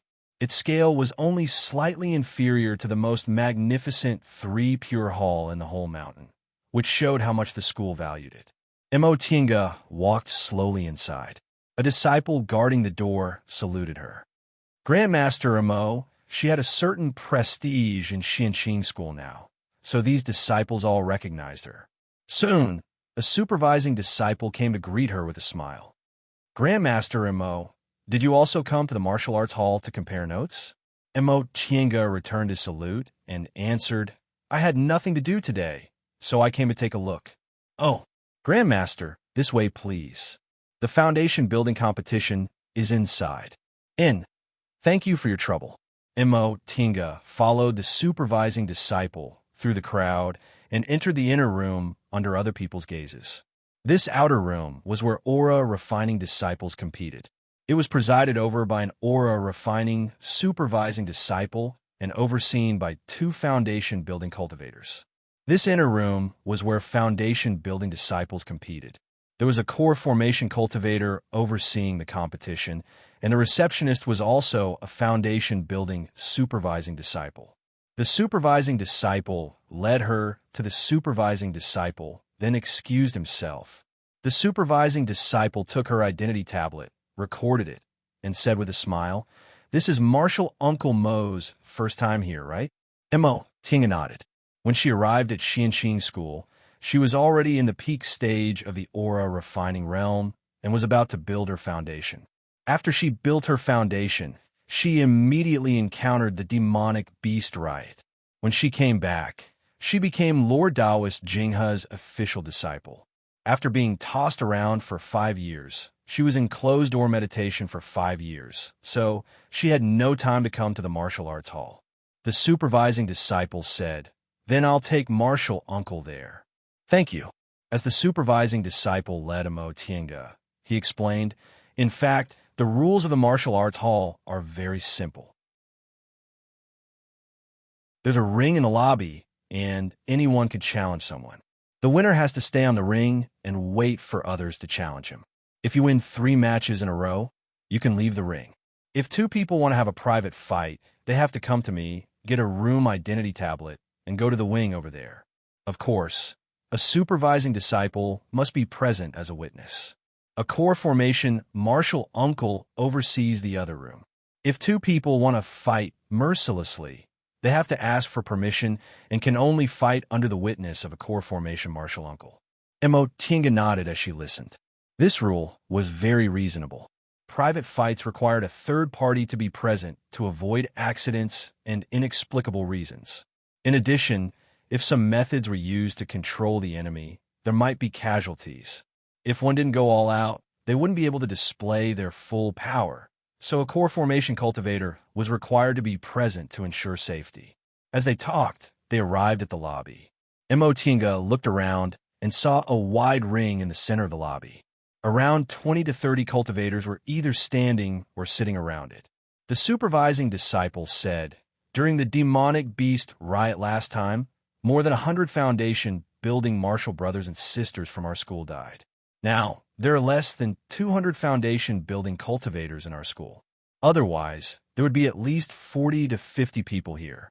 Imo Tienga noticed the faint melancholy on the supervising disciple's face. Presumably, his relatives and friends died in the demonic beast war, so she smiled and said, "The school's junior competition is about to start. Presumably, there will be a large number of foundation building fellow disciples this time." "You're right." The supervising disciple also smiled. "Martial Uncle Imo, please do as you please. I'll take my leave first." Imo Tienga returned the greeting and watched as the supervising disciple left. She then walked to the edge of the ring and found a place to watch the fight. On the ring were 2 early-stage foundation building cultivators.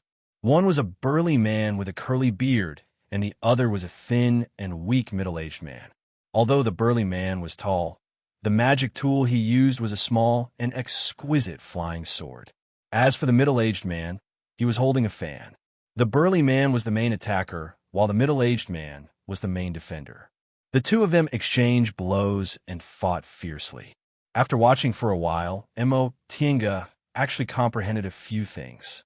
For example, the way the burly man controlled his flying sword was more like a concealed weapon. It flew silently and silently, but this required a very long time of practice.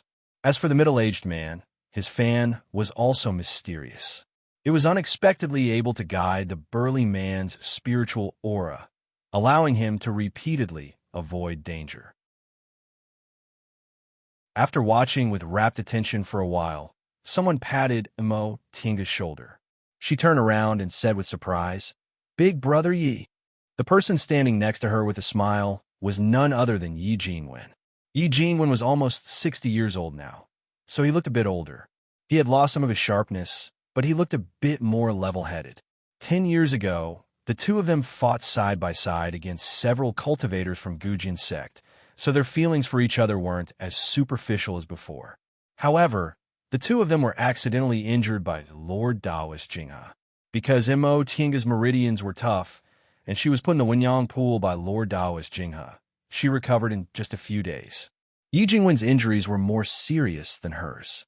It took him more than a year to completely recover. At that time, Imo Tienga was tormented by Lord Taoist Jinghe every day. The 2 of them only met a few times in a hurry and didn't even have time to exchange greetings. Later, when she entered closed-door meditation, they didn't see each other for 5 years. Yi Jinwen looked at her with a smile and pointed behind him. The 2 of them then left the crowd and found chairs in the corner to sit down. After they sat down, Yi Jinwen said with a smile, Tinga, long time no see. Yes, I just came out of closed-door meditation yesterday. Yi Jingwen's divine sense swept over her, and he asked in surprise, "You've reached the peak of the middle stage?" Tinga nodded. "I was lucky. My closed-door meditation this time went very smoothly." Yi Jingwen stared at her expressionless face and sighed. "I heard your aptitude was excellent, but I didn't believe it at first. Now I have to believe it. When I met you, you were only a little girl in the second layer of the aura refining realm. I was already in the foundation building realm, but now you've actually surpassed me." In the past few years, Yi Jingwen's cultivation level had also advanced, but his progress wasn't as obvious as Tinga's. He also spent some time healing his injuries, so he was still a bit behind now. Tinga shook her head and said with a smile, "Big brother Yi, don't laugh at me. I'm only where I am today because of fated chances. If she hadn't met Zhong Muling by chance, she would still have wasted spiritual roots and would probably still be in the early stage of the foundation building realm. After she built her foundation, she didn't have the art of the origin, so even the effect of the art of Sunu was greatly reduced. The spiritual aura she absorbed almost couldn't be retained in her body. Now that she obtained the art of the origin and cultivated in the virtual sky world, she finally understood how big the gap between wasted spiritual roots and geniuses with single or mutated spiritual roots was. If she could only retain 10% of her spiritual aura before, now she could retain 90%. This terrifying 9 times made her realize that if she hadn't met Zhong Muling and obtained the art of the origin, she probably wouldn't have been able to advance to the core formation realm for the rest of her life. Yi Jingwen naturally didn't know about her rueful feelings. Upon hearing her modesty, he gave her a sidelong glance and said, "I told you years ago that fated chances are also strength. Why deny it?" He paused for a moment, then asked, "Tinga, did you come to the martial arts hall to compare notes?" I rarely fought after I built my foundation, so I wanted to compare notes with my fellow disciples and gain some experience in fights of magical powers." That's not bad. In fights of magical powers, experience is more important than talent. Cultivation geniuses might not be good in fights of magical powers, but cultivation geniuses might not be weak in fights of magical powers if they practice more. "So Big Brother Yi often comes to the martial arts hall?" Tinga asked with interest. She knew Yi Jingwen before, but she didn't have a deep friendship with him and never saw him fight of magical powers. Later, when she met him at Qimen Ridge in Mount Tianhua and fought side by side, she realized he was also a decisive person. It seemed he was very interested in fights of magical powers. Sure enough, Yi Jingwen nodded. "I usually come to the martial arts hall when I'm free. Four-sword cultivators like us, fighting of magical powers is more important than fighting of magical powers. I'm afraid every sword cultivator is combative, right?" Yi Jingwen couldn't help but smile. "You're right. If I wasn't combative, I wouldn't have chosen to be a sword cultivator." The two of them smiled at each other. After sitting idly for a while, Yi Jingwen said, "Right, since you came here to compare notes, and I don't want to go to the ring right now, how about we fight?" "Sure." Tinga naturally couldn't ask for more. Yi Jingwen's fighting strength surpassed that of ordinary middle-stage foundation-building cultivators, and he was also very experienced, so he was naturally an excellent opponent. The two of them stood up together and went outside to find a steward. After getting a room number, they were led into a wing room by a steward. Although it was called a wing room, it was, after all, used for fights. It was very spacious and was equivalent to a small ring. The two of them went on the ring. After being confirmed by the steward, they began to exchange blows. Yi Jingwen was a sword cultivator, and sword cultivators paid attention to their attacks. Once the steward confirmed it, his flying sword flew straight towards Tinga's face. Tinga stepped on the white silk handkerchief. She deliberately didn't use it to defend herself, so in a flash, she brushed past the flying sword. However, a sword cultivator's flying sword carried sword aura, so when it brushed past her, it brushed past her arm, causing her arm to ache. Upon seeing this, Yi Jingwen's flying sword immediately flew back. He condensed his aura on the sword, and in an instant, the sword emitted a dazzling white light that enveloped his entire body. Mo Tiange felt helpless. She retracted the white silk handkerchief and released it. The brick wall blocked the sword light, and the shuttle of flying Apsara flew out. The golden light flew towards Yi Jingwen. The two of them fought back and forth for a while. They only stopped when the steward, who was acting as a witness, clapped his hands and cheered. After walking down the ring, the two of them rested for a while. Yi Jingwen saw that Mo Tiange was lost in thought, so he asked curiously, "What's wrong?" Mo Tiange answered, "I originally didn't want to use that magic weapon, but I don't know how to dodge Big Brother Ye's sword aura." Once she finished speaking, Yi Jingwen laughed. "You're actually thinking about this." Mo Tiange was puzzled. "Is there a problem?" This time, it was the steward who was watching the fight who interrupted. "Martial Uncle Mo, it's very difficult to dodge a sword cultivator's sword aura.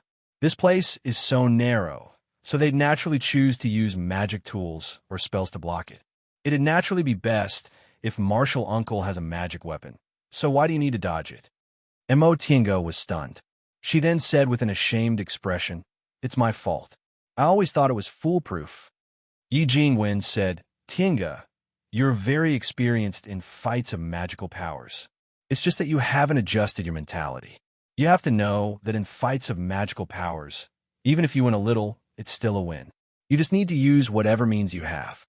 "Yes. Thank you for your guidance, Big Brother Yi."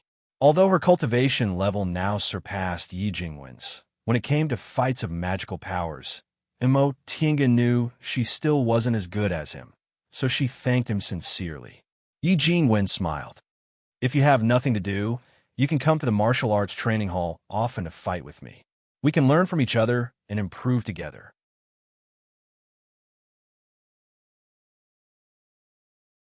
Chapter 152. Yi Jingwen kept his word. From that day onwards, he and Mo Tiange went to the martial arts hall every day to compare notes on fights of magical powers. He was a sword cultivator, so he was infatuated with comparing skills and was quite knowledgeable about fights of magical powers. Because of that, Mo Tiange's skills in fights of magical powers improved very quickly after sparring with him. More than a month later, relying on the advantage of magic weapons, Mo Tiange was able to win 2 out of 3 matches.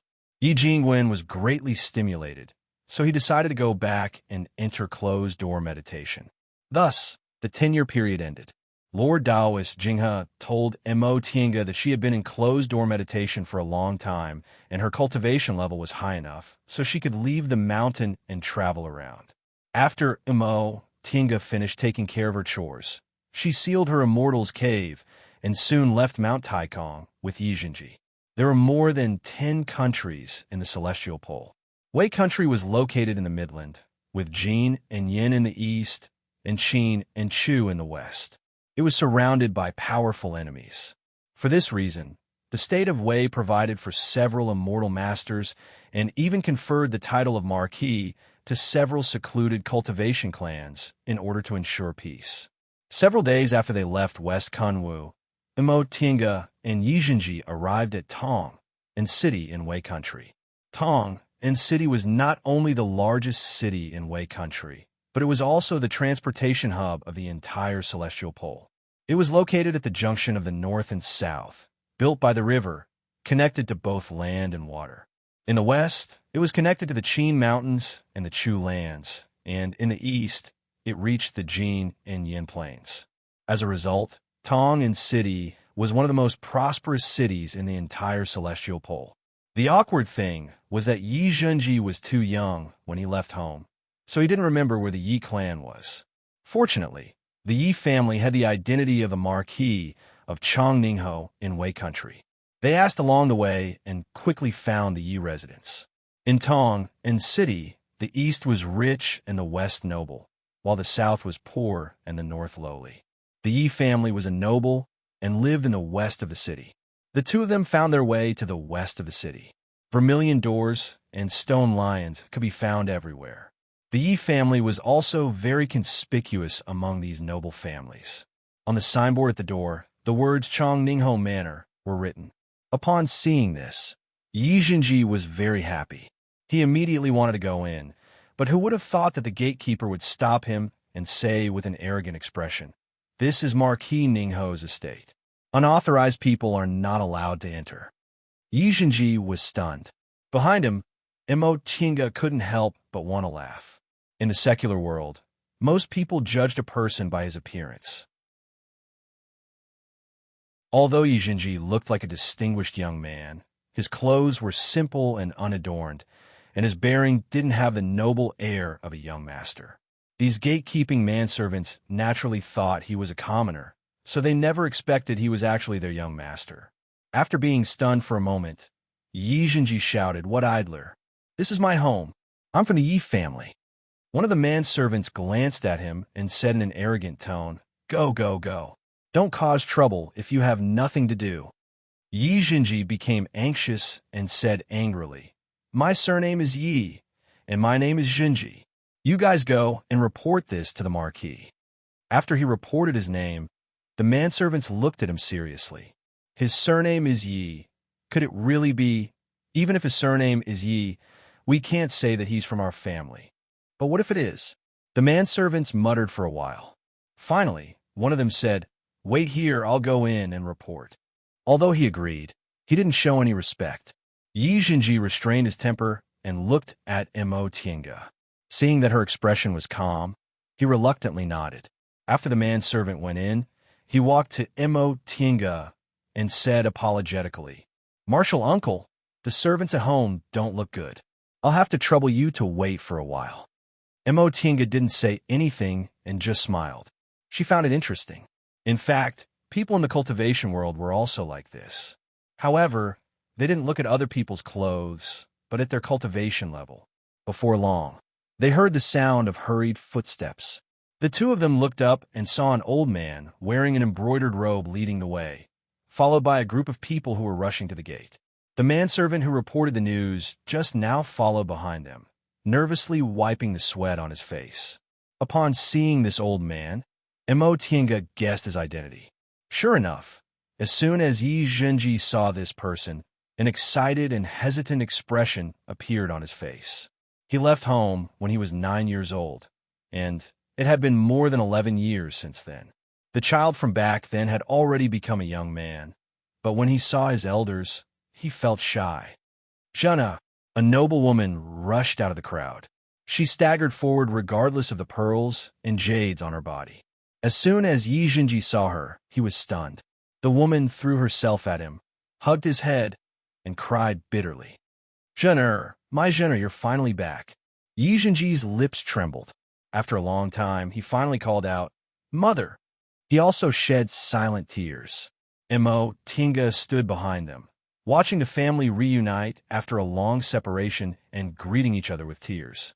She sighed inwardly. This was also her family.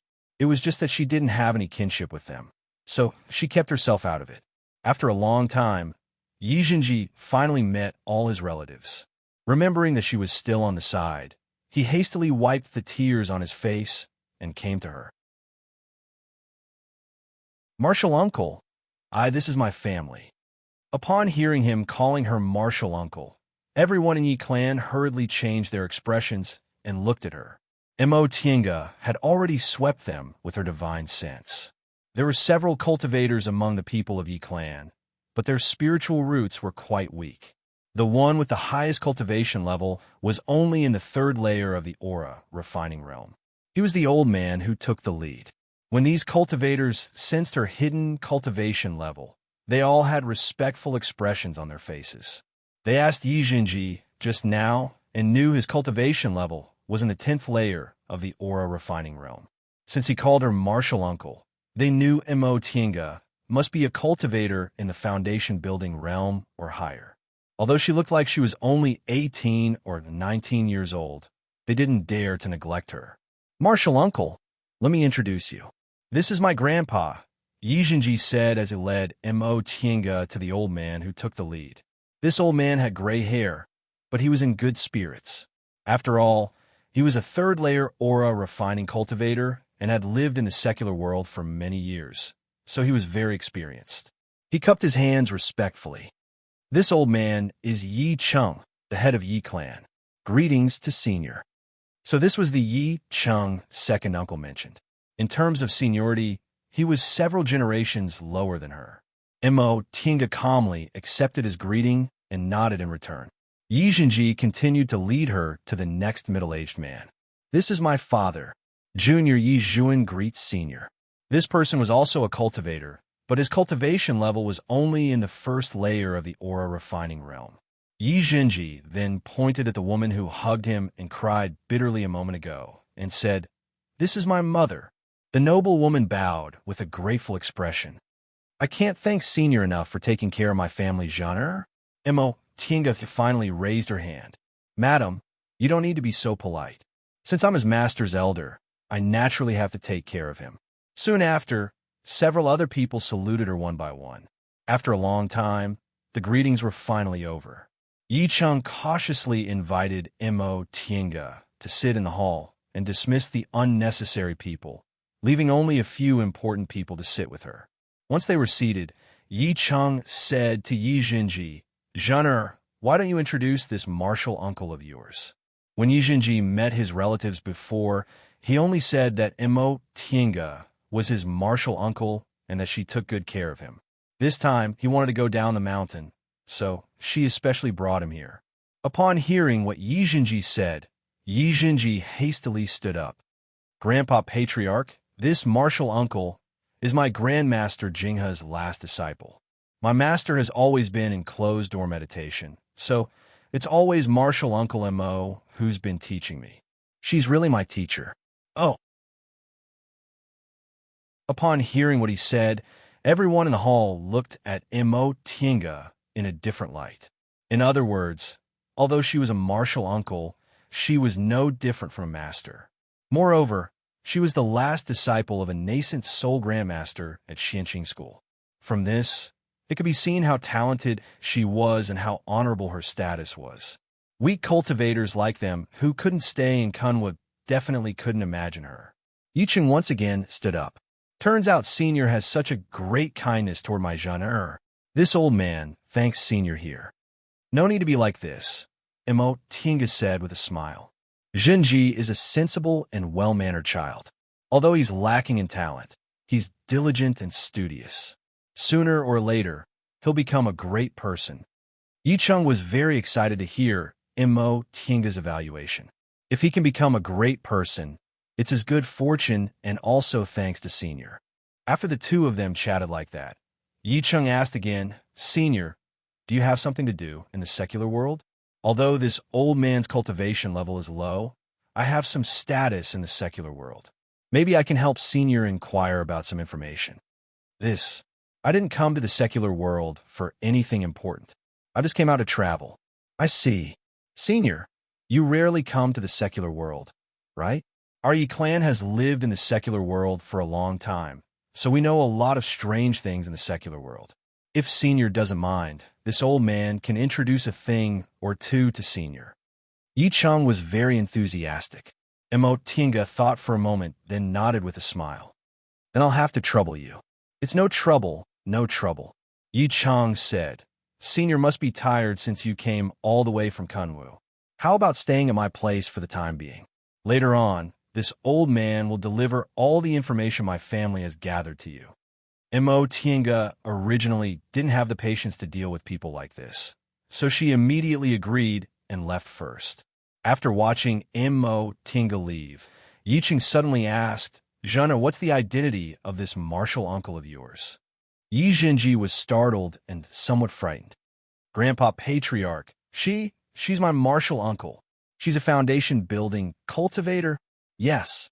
Martial uncle has been in closed-door meditation for 5 years and has just reached the peak of the middle stage of the foundation-building realm.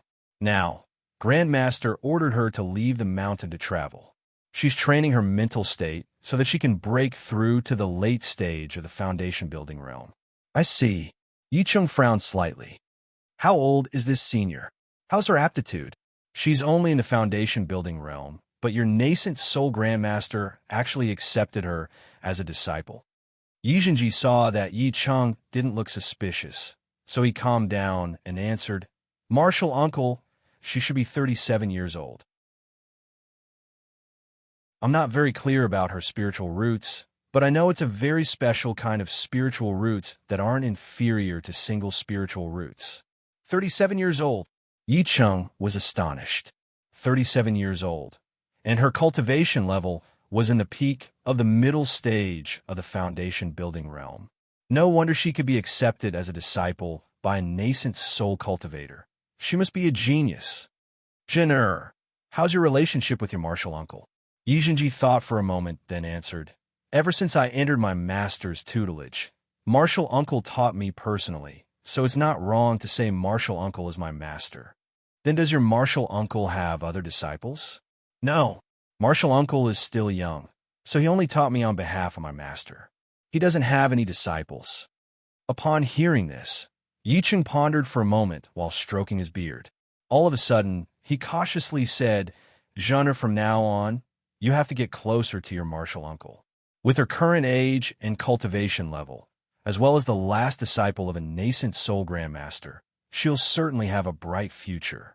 You'll definitely benefit from being on good terms with her." Yi Zhenji knew Grandpa Patriarch's words were for his sake, but it really made him unhappy. He was close to his aunt from the start, so it wasn't because of any benefits. "Grandpa Patriarch, martial uncle sincerely treats me well, and I also sincerely respect her. Rest assured, my relationship with martial uncle has always been very good."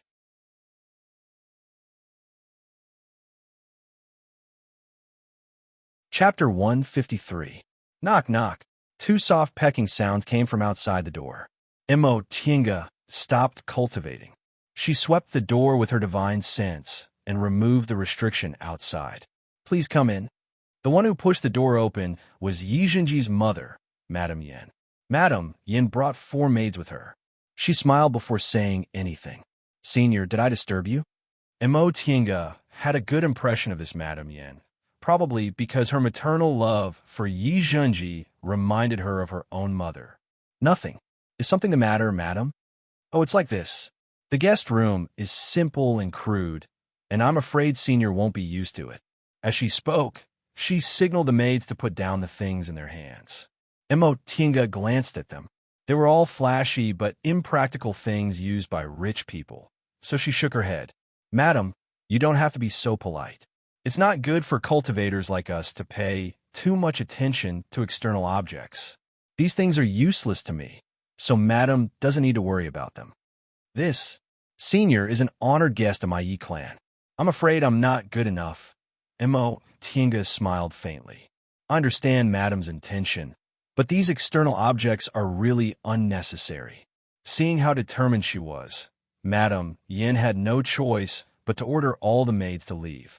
However, after hesitating for a moment, Madame Yin still smiled and said, "I have something to tell Senior.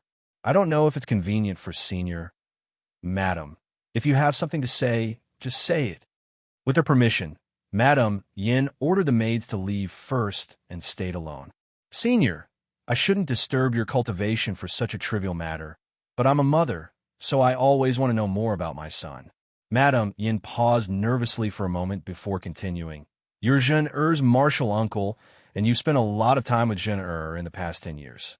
However, I haven't been able to see him for such a long time. Senior, are you willing to tell me about Zhen? How has he been all these years? Has he suffered any grievances? How is he now?" Mo Tiange had no reason to refuse such a small request. A mother whose child had been away from her for 11 years was naturally eager to know more about her child. "Madam, you don't need to worry. Zhenji is doing very well. He's an advanced inner disciple of a core formation cultivator, so he'll be fine." "Really? Does he have friends in the sect? Were you bullied?" Mo Tiange chuckled. "His grandmaster is Lord Taoist Jinghe. Who would dare to bully him? Moreover, if you want to bully him, I won't ignore it. Don't worry, madam. This child has a gentle personality and is very popular." "That's good." Madame Yin was gratified. "Zhen has been sensible since he was a child. If there is anything wrong, he definitely won't tell us. I was worried about this, so I came to disturb Senior." Senior, Jean-Er has already reached the 10th layer of qi refining. Why did he choose to leave the sect at this time? Upon seeing Madame Yan's worried expression, Emo Tinga explained, I originally wanted to wait until he built his foundation before letting him come back on his own. But Jinji really missed you guys, so he begged you for a long time. Coincidentally, I was ordered by my master to leave the mountain, so I sent him here directly. So that's how it is. Madame Yan's gaze swept over Emo Tinga. Then she suddenly asked, Senior, you look so young. May I know how old you are? This question was indeed a bit abrupt, so Emo Tinga was startled. Her age wasn't something she couldn't say, so she answered, I'm 37 years old now. Oh, Senior's age is similar to mine, but you look like a 17 or 18-year-old girl. You really make mortals like me envious.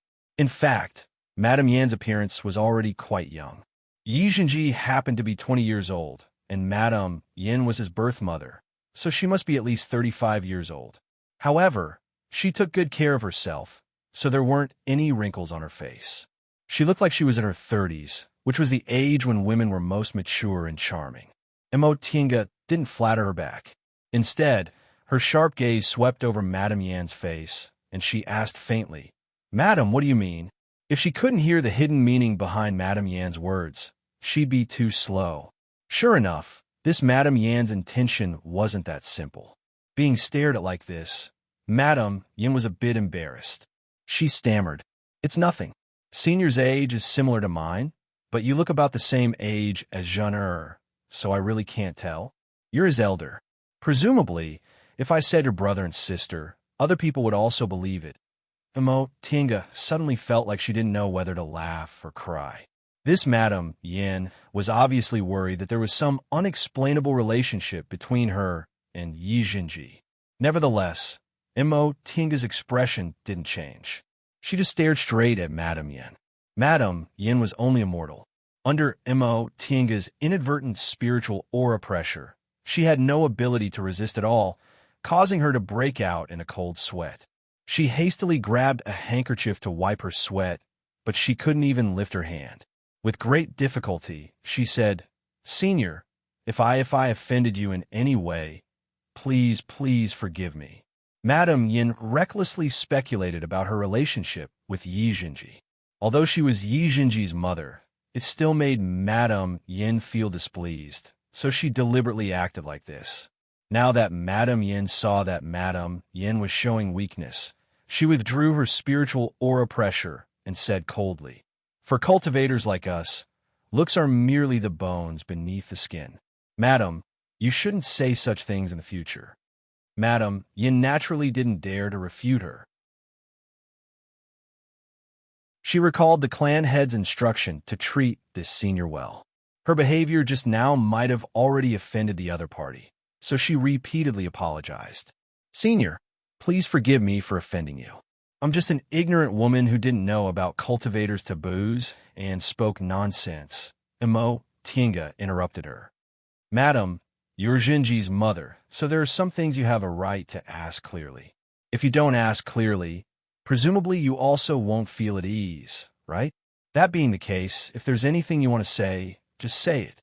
Madame Yin finally calmed down a bit when she heard no anger in Emo Tinga's tone. Upon seeing Emo Tinga's calm demeanor, Madame Yin couldn't help but feel ashamed. Senior, please forgive me. I really saw that you and Jinji have a close relationship, so I was afraid that child would make a mistake. You're his martial uncle. If that child doesn't understand things, wouldn't he implicate you and ruin your clean reputation? She spoke politely, but this Madame Yin wasn't someone who didn't understand things. Emo Tinga softened her tone. Madam, Yi clan has been in the secular world for more than 20 years, right? Have you ever been to Kunwu? Madame Yin was startled, but she soon nodded. When she married into Yi clan was already Marquis Chaininghao in Wei country, so she naturally hadn't been to Kunwu. It's no wonder you don't know about the cultivation world. In the cultivation world, there's no such thing as human relationships in the secular world. Everything is determined by cultivation levels. Regarding dual cultivation, seniority and age have nothing to do with other people. No matter who Jinji likes, it won't affect his future. Upon seeing Madame Yan's complexion turn pale, Emo Tinga smiled and continued. Besides, how can one's age be accurately determined based on one's appearance? That master of mine is more than 800 years old, but he looks like he's only in his 30s. Jinji's master also looks similar to Jinji's age. Madam, Jinji respects me as his master, so how could there be anything embarrassing? Madam, please don't think too much.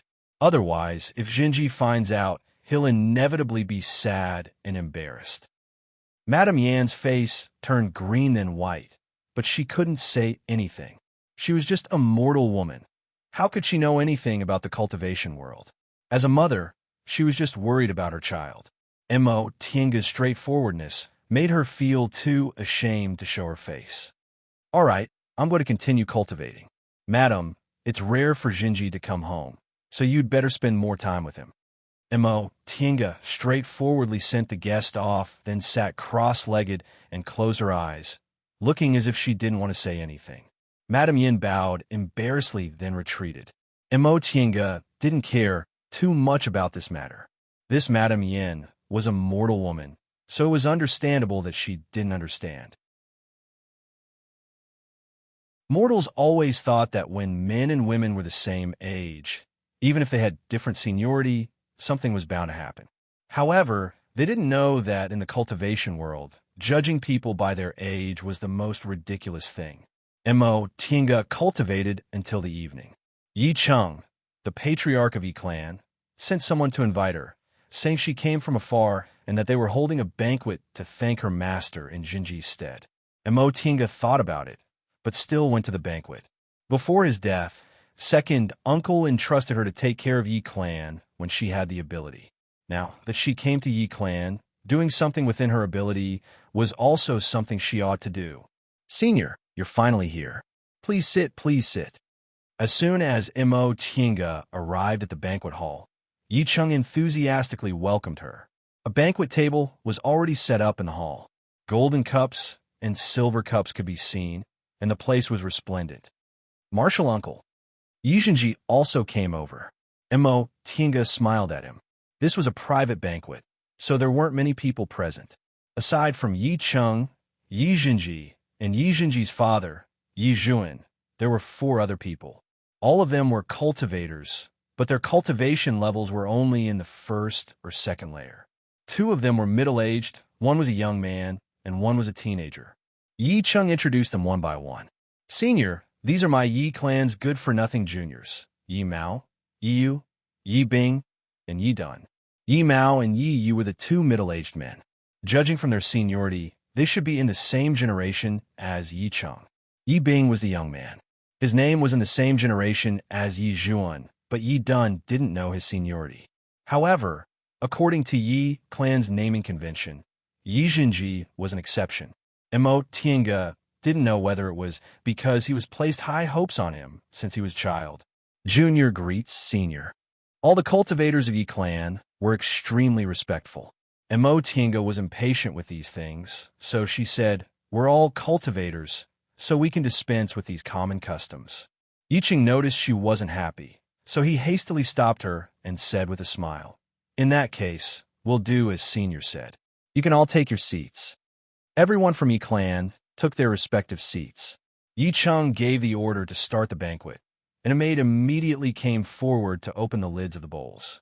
Delicacies from the land and the sea were all extremely luxurious. Yi Chung said humbly, "This old man knows senior has already transcended the mortal world. It's just that we've been in the secular world for a long time, so we can't bring out anything good. Although these foods are from the secular world, they can still be considered delicious." Emo Tienga smiled faintly. "Patriarchy, you don't have to be so polite." "Yes, Grandpa Patriarch," Yi Jinji said. "Martial Uncle won't blame us." Seeing this, Yi Ching couldn't help but criticize him. "Child, no one will blame you for being too polite." Yi Jinji wasn't convinced. Just as he was about to say something, Emo Tinga stopped him and said with a smile, "Your Grandpa Patriarch is right. If you want to interact with others, you'd better behave like this." But there's no need for that today. Patriarchy. I watched Shinji grow up, so I don't treat you as outsiders. You can dispense with these empty formalities. Upon hearing the words, I don't treat you as outsiders, Yi Ching instantly felt comfortable. He smiled and nodded repeatedly. Yes, yes. Since Senior said so, we'll do as you say. Soon after, everyone persuaded Imo Tienga to drink some wine and began to chat with her. Yi Clan had left Kunwu for several decades. Now that they suddenly met a foundation-building senior, they naturally had a lot of things to ask about cultivation. The teenager called Yi Dun, in particular, still had the temperament of a child, so he wasn't as reserved as the adults. If he had any questions, he just opened his mouth and asked. He was reprimanded by his elders, but after seeing Imo Tienga kindly answering all of their questions, the elders finally let him go.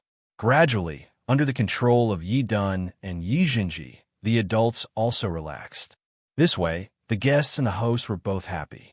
By the way, Senior, when they were almost done talking about cultivation, Yi Cheng suddenly said, There's one thing Junior doesn't quite understand, so I'd like to ask Senior.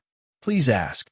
Yi Cheng looked quite hesitant, but in the end he asked, I saw that the spirit tool Senior gave Junior didn't seem to be an ordinary one. May I know where Senior obtained it? Imo Tienga was stunned, but she immediately understood what he wanted to ask. The spirit tool in Yi Jinji's hand was the greenwood sword, right? This sword came from Yi Clan, so this patriarch of Yi Clan had probably seen it before. She glanced at Yi Jinji, but Yi Jinji lightly shook his head, indicating that he didn't say anything. Imo Tienga smiled and said, This thing came from a good friend of mine. It's a family heirloom. Oh, Yi Cheng looked surprised. He asked eagerly, May I ask Senior, what's your friend's name and where is she now? Imo Tienga was slightly surprised. Her surname is Yi, and her name is Xiaotian. What? Does Patriarch Yi know her? Yi Cheng was stunned again. Her surname is Yi, but why is her name Xiaotian? There's no such person in the clan. Then what about your friend's age and cultivation level? She's about the same age as me, but she's already in the foundation building realm. The more Yi Cheng asked, the more baffled he became. This doesn't match at all. He wouldn't be surprised if she said she bought this greenwood sword from somewhere, but she said it was Yi Xiaoyan's family heirloom, and she was even a young foundation-building cultivator. Imo Tienga seemed to suddenly remember something. Right, my friend was originally from a cultivation clan. Later, her clan declined, and she moved to the secular world. Could it be? Yi Cheng's eyes brightened. That sounds like our clan, but I'm not familiar with this name. Imo Tienga thought for a moment, then said, She originally had an uncle named Yi Jiang. Do you know him, Patriarch Yi? Upon hearing this name, everyone in Yi Clan became excited. They looked at each other and saw surprise and doubt in each other's eyes. In the end, Yi Cheng asked, Senior, Yi Jiang, are you sure that's his name? Of course. Imo Tienga's heart was clear, but she pretended to be calm. I remember, she said Yi Clan used to be a cultivation clan in Mount Qingming. Her father was the most talented cultivator in Yi Clan. Back then, his name shook Western Kunwu. He successfully formed his gold core when he was only 100 years old. Patriarch Yi, is this true? Yi Clan's most talented cultivator successfully formed his gold core when he was 100 years old. Yi Cheng muttered with a fanatical look in his eyes. Of course he remembered. When he was born, it was the Yi family's golden age. That genius cultivator brought honor to the Yi family that they had never had before. But later, Yi Zhuan took over the conversation. He was the most outstanding cultivator in Yi Clan. His name was Hai. Correct. Imo Tienga smiled. That being the case, the clan my friend was talking about was your Yi Clan. This is really fate. Unfortunately, I haven't seen my friend for a long time. I don't know where she is now, so I can't tell her. After all, Yi Cheng was the patriarch. After his excitement, he was now full of doubts. But our granduncle didn't leave any descendants. I'm not sure about that.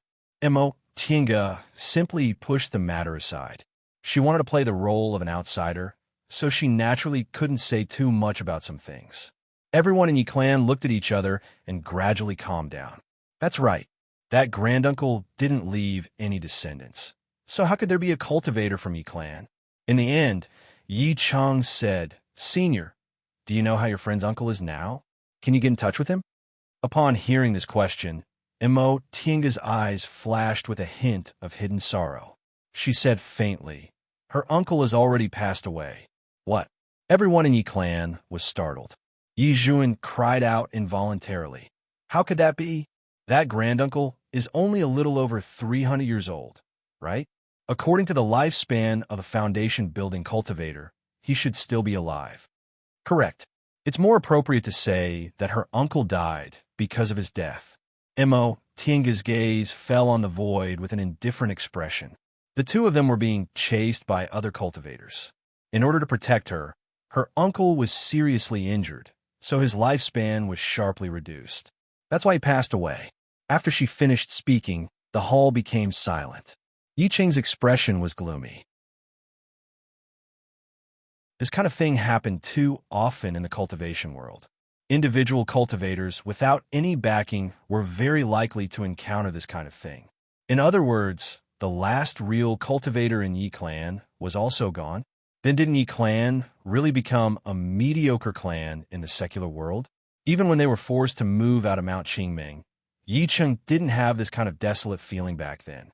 He always felt that Yi clan was different from those so-called cultivation clans in the secular world because they still had a foundation-building elder who was still alive. But it was only now that he knew that foundation-building elder had already passed away. After thinking for a long time, Yi Cheng finally closed his eyes and sighed. He was already more than 70 years old. Although as a cultivator, it wouldn't be a problem for him to live to more than 100 years old. He was, after all, old.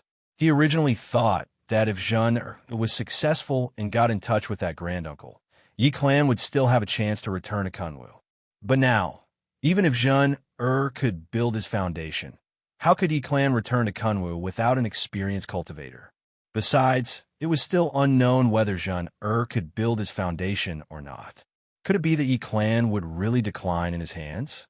Senior, is this true? Of course it's true. Mo Tianga's expression was indifferent. Yi Jinji was the only one who noticed the sadness under her expressionless face. He gently touched her, then called out in a low voice, Martial uncle? Mo Tianga shifted her gaze and smiled at him. There was a meaning in her smile that Yi Jinji couldn't understand. Yi Cheng muttered, So, our Yi clan can't return to Mount Qingming. He suddenly cheered up. Senior, that friend of yours, has he really built his foundation now? Can you contact him? I can't. Mo Tianga flatly refused. Patriarchy, my friend promised uncle that when he forms his gold core, she'll give Yi clan a certain amount of help. However, it's best if Yi clan doesn't return to Kunwu. You have to know that enjoying glory and splendor in the secular world is much happier than being weak and living in Kunwu in constant danger.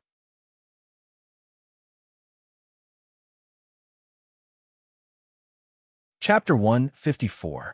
As the wind blew, a small brown spiritual beast whimpered and rushed to bite Mo Tianga's sleeve. Mo Tianga patted its head softly. Don't make trouble. Be quiet for a while. The inferno beast blinked its black eyes, then lowered its head and sat motionlessly next to her. Amused by its aggrieved expression, Mo Tianga couldn't help but pat it again. What's wrong? Do you think Jinji spoils you more when you're with him? The inferno beast whimpered, but it was unclear whether it agreed or disagreed. Mo Tianga once again stroked its head. She stared at the flowing stream and heaved a sigh. I'm not a good master. I only let you cultivate on your own and help me concoct medicinal pills, but I never played with you. The inferno beast whimpered, bit the hem of her sleeve, and swayed it as if it was acting spoiled. Mo Tianga smiled and said softly, Xiaohua, stay with Jinji, okay?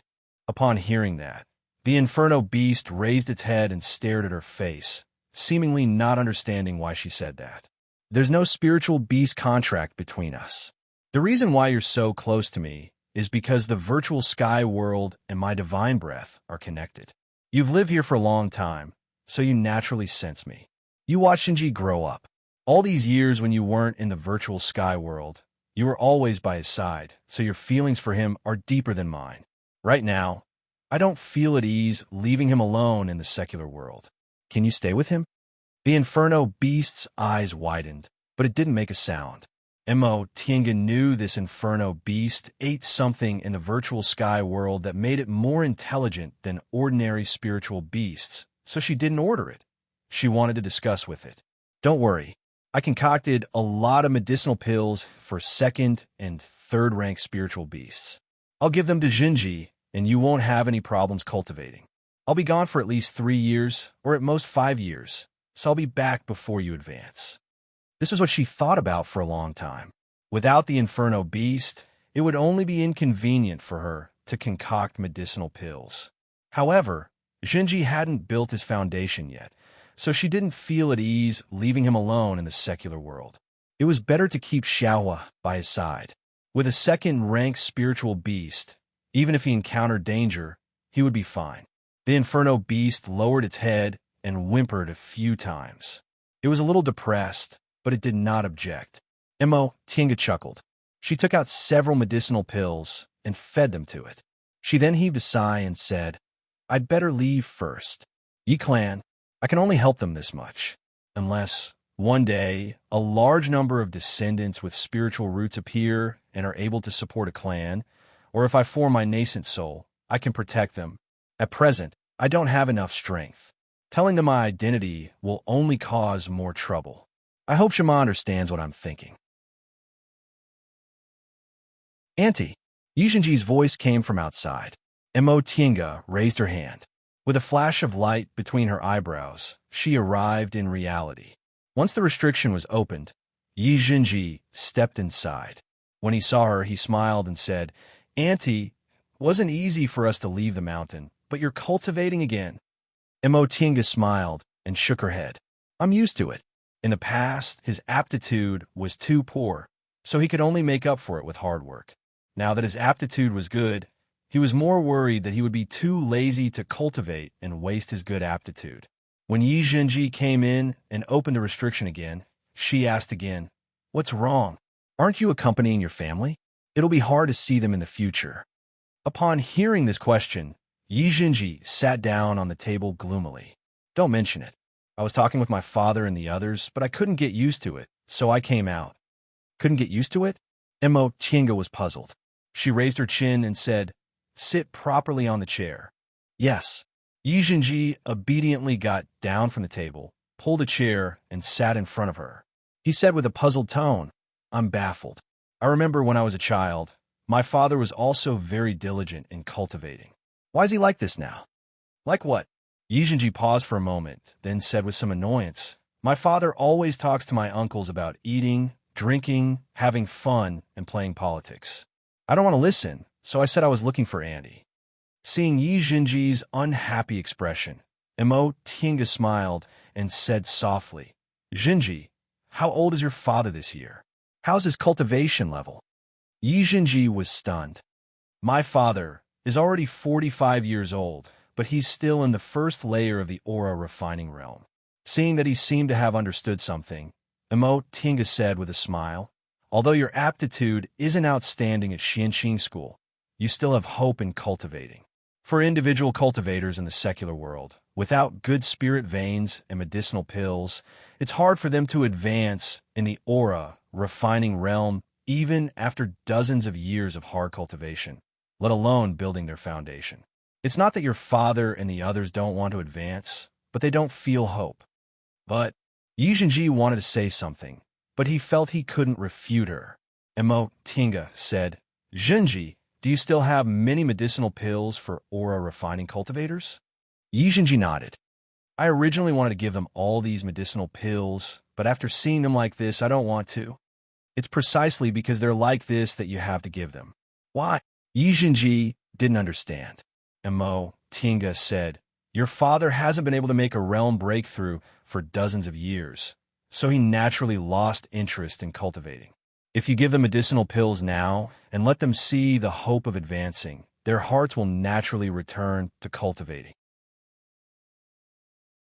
They're not mortals. What else in this world is more attractive to them than advancing their cultivation realm?" Yi Jinji suddenly understood. Right? Why didn't I think of that? Emo Tinga thought for a moment and said, you shouldn't give them too much. It'd be best if you tell them that when they send people to Mount Taikong in the future, you'll also send them medicinal pills and the like. That way, although they're in the secular world, they'll still feel the hope of cultivating. At that time, they'll naturally put their hearts into cultivating. Auntie, you're really thoughtful. Yi Jinji jumped up. I'll go right now, wait. Yi Jinji stopped. Auntie, what's wrong? You can talk about this later. Right now, I have something to tell you. Huh? Emo Tinga said calmly. I came to Yi Clan this time just to send you off. Now that you've safely arrived, I'll leave tomorrow. Ah, Yi Jinji was a bit flustered. Auntie, are you going to let me stay here alone? Emo Tinga showed a faint smile. What? You don't dare? Yi Jinji was stunned and felt a bit embarrassed. For 10 years, he'd never left his aunt's side, so he immediately panicked. After calming down, he said, Auntie, I'm just a bit not used to it. Can't you stay a bit longer? Leaving sooner or leaving later, it's all the same. Emo Tinga reached out her hand, wanting to stroke his head like she did when he was a child. However, when she saw how big he was now, she withdrew her hand. Don't worry. I'll leave Xiaohu with you. Nothing will happen. I'm not afraid something will happen. Yi Jinji looked at her pitifully. Auntie, I don't want you to leave. He was already an adult, yet he still had this kind of expression. Emo Tinga couldn't help but laugh. You're already so big, yet you're still acting like a child. Yi Jinji rubbed his nose and also laughed. Knowing Emo Tinga was determined to leave, he settled for the next best thing. Auntie, how about I go with you? I'm going to travel, not to play. Emo Tinga explained patiently. If I take you with me, firstly, I don't know when I'll go back, and it'll be bad if I affect your foundation building. Secondly, I might go to some dangerous places, and I don't have enough strength to guarantee your safety. Yi Jinji didn't say anything. He wasn't an insensible child. He knew what Emo Tinga said was the truth, but he was just reluctant to part with her. All right, Annie knows you're sensible. It's not like we won't come back. For us cultivators, we'll be separated for hundreds of years, let alone several years. The higher our cultivation level, the more it's like this. You have to get used to it. I understand. Yi Jinji nodded honestly. How could he not understand these principles? Cultivators cultivated longevity, but the most important thing to get used to in longevity was separation and loneliness. Small cultivators like them were fine. At most, they would enter closed-door meditation for more than a year. For cultivators above the core formation realm, they could easily enter closed-door meditation for dozens of years, or even hundreds of years. Cultivating to become an immortal was also about cultivating loneliness. Those who could not endure loneliness would ultimately not be able to cultivate the great Tao. Auntie, you have to be careful on the road. Send me messages often, or I'll be worried. Emo Tinga smiled. Although she was lonely, it was still warm to have someone caring for her. And you have to cultivate well. You can't neglect it, but you also can't be impatient. If you have any problems, go ask your grandmaster. Although your grandmaster has a strange temper, he sincerely supports the younger generation. If he says something, you must listen to him. I understand. Yi Jinji nodded. He thought for a moment, then asked, By the way, Annie, what if my master comes out of closed-door meditation? Emo Tinga raised her eyebrows. Master is master. Is there still this and that? Yi Jinji touched his head, then said innocently, I said he's my master, but I've never seen him until today. Annie is my real master. That master is just a cheap master I picked up. Hearing this title, Emo Tinga couldn't help but burst into laughter. Cheap master. The aunt and nephew duo really agreed on this point. Their masters were all picked up by others. By the way, Annie, what does my master look like? Hualing said he saw him when he was a child, but he can't remember him clearly. Other senior martial brothers and sisters all say I'm lucky. My master is second to none among the younger generation in Xianqing School. He's already in the late stage of the core formation realm. If he succeeds in forming his nascent soul within 100 years, then I'll be really lucky. Ah, In any case, I'm too lucky. Yi Jinji felt his words were too vulgar, so he hurriedly changed the subject. Mo Tiange was speechless. That was true. There was a world of difference between the advanced inner disciple of a core formation cultivator and the advanced inner disciple of a nascent soul cultivator. If Qin Shoujing really succeeded in forming his nascent soul, although Zhenji was only under his name, he would still be extraordinary. At that time, his disciple rations, Immortal's Cave, and resources would all be greatly different from what they were now. When she was still taught by martial uncle Xianin, she only had a bit of money. However, after she became Lord Taoist Jinghe's official disciple, her current net worth wasn't inferior to that of a core formation cultivator from an ordinary cultivation group. And when your grandmaster made you your master's advanced inner disciple in name, he indeed had this intention. However, your master is in closed-door meditation now, and we don't know when he'll come out. If he only forms his nascent soul and comes out after several hundred years, it won't be too bad for you. That's true. Yi Jinji scratched his head. In any case, he didn't have high hopes for that, so he didn't feel depressed. The one who really taught him how to cultivate was his aunt. In any case, it didn't matter if he had that cheap master or not. Annie, you haven't told me what my master looks like. Mo Tiange chuckled. What if I say I've never seen him before? Yi Jinji's eyes widened. How could that be? They said the relationship between you and master isn't ordinary. Oh, Mo Tiange frowned slightly. How is it not ordinary? What did they say? They said, Annie, you were originally recommended into the school by master. Grandmaster only accepted you as his disciple because of master. That's about it. Mo Tiange's expression softened. When I entered the school, your master was already a core formation cultivator. So why did he have to appear in person? Yi Jinji thought for a moment, then nodded. That's true. They're right. Your master is the cultivator with the highest chance of advancing to the nascent soul realm among the younger generation of Xianqing school. With his cultivation speed, it's not impossible for him to advance to the nascent soul realm in about 100 years. It's fine if your master doesn't come out of closed-door meditation during this time. But if he happens to come out, you still have to treat him with respect. This is also your grandmaster's idea. And Yi Jinji paused for a moment, then said, but I already have an aunt.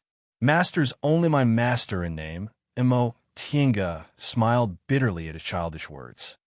Annie's age and cultivation level are clear for all to see. Not to mention anything else. You'll only be building your foundation in about 10 years, so I definitely won't be able to advance to the core formation realm during this time. So I won't be able to help you that much. I'm not that materialistic. Yi Jinji shouted. If it wasn't for Annie, I wouldn't be who I am today. No matter how good that cheap master is, what does it have to do with me? Mo Tiange felt both happy and worried when she heard this. She was happy because in the past 10 years, she didn't teach this child to have a profit-seeking character, but she was worried because he didn't have enough experience and was too childish. In the end, she still warned him, you can forget about this in private, but you can't say it outside. I know. Don't worry, Annie. And is there anything else you're not clear about? Upon hearing her question, Yi Jinji moved closer to her. Auntie, you have to come back soon. I'll try my best to build my foundation during this time. His words made Mo Tiange smile. In the end, she reached out her hand and stroked his head. You should go and accompany your mother. She hasn't seen you for many years. She misses you very much and talks about you all the time. You should tell her everything you need to tell her. Don't let your mother worry. I know. Mo Tiange withdrew her hand, then opened the restriction. She then sat cross-legged and closed her eyes. Yi Jinji hesitated for a while, reluctant to part with her, but in the end, he finally left. Mo Tiange only opened her eyes when she heard the sound of the door closing. Her eyes were filled with worry. This child is really like me in the past. Or maybe I didn't think things through carefully enough. Although I gave him enough care, I let him develop a dependent personality. Just like back then, she relied on second uncle. When he lost him, she was in so much pain that she wished she was dead. It wasn't that this kind of deep affection wasn't good, but deep affection required a magnanimous mind to accommodate. According to the Taoist scriptures, absolute oblivion didn't mean that one was heartless. Oblivion meant that one couldn't be moved by emotions. This was the principle of forgetfulness. It wasn't that cultivators couldn't have attachments.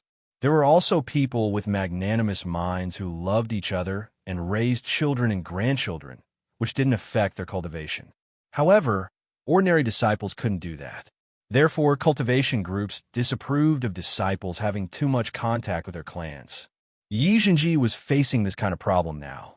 After living together for 10 years, he was like a teacher, like a father, like a mother, like a brother, just like the feeling she had for second uncle in the past. But it was also because he was too young. Mo Tiange recalled that she lost second uncle at this age. If Qin she hadn't been by her side to support her, maybe she wouldn't have been able to stand up so quickly. When she thought of this name, she felt a stabbing pain in her heart, but she soon calmed down. This was her luck, but it was also her fate. If it wasn't because of this, it might take a long time for her to recover her mental state. If it wasn't because of this, she wouldn't have fallen in love with someone so easily. Fortunately, she rationally cut off this feeling. Later, she vaguely realized some things, which made her even more grateful for her decision at that time. Thinking up to this point, Mo Tiange rubbed the space between her eyebrows and shook her head. Forget it. She shouldn't think too much. She was herself, and Jinji was Jinji. The difference between men and women was also reflected in their personalities. Maybe during the time she was away, Jinji would come into contact with other people more, and this dependence would fade. As for seeing through it, that would depend on fated chances. Early the next morning, Mo Tiange packed her things and left Yi Clan. Everyone in Yi Clan came out to see her off. Last night, Mo Tiange asked Yi Jinji to give some medicinal pills, spirit tools, and other things she didn't use to Yi Clan's patriarch as a gift from a senior. Yi Clan was deeply grateful for this.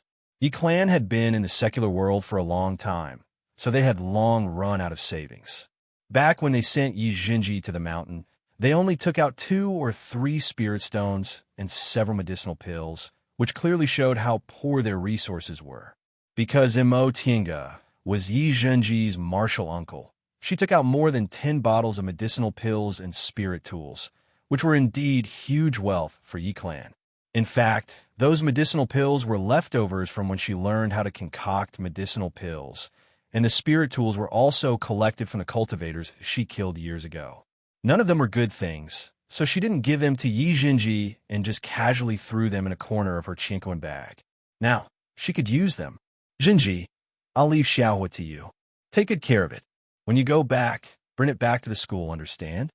Yi Jinji nodded and took the Inferno Beast. In the past 10 years, he could be said to have grown up with Xiaohua. The relationship between man and beast was very good, so he naturally carried Xiaohua. When everyone in Yi Clan saw this Inferno Beast, their eyes widened. Several cultivators from Yi Clan could see that this Inferno Beast was a second-rank spiritual beast. A second-rank spiritual beast was equivalent to an early-stage foundation-building cultivator. Yet he actually gave it to Yi Jinji just like that. Senior. Yi Cheng stepped forward, pointed at the Inferno Beast in Yi Jinji's arms, and said in fear and trepidation, "Giving this spiritual beast a genre isn't too good, is it?" Mo Tiange turned to look at him and asked, "Does Patriarch Yi think there's a problem?" Yi Cheng said, "This is a second-rank spiritual beast, so it should be able to help you. If you give it to Zhen, what will you do for yourself?"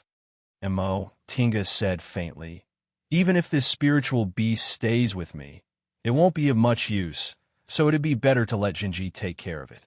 Rest assured, Patriarch Yi Xiaohua grew up with Jinji, so their relationship is very good.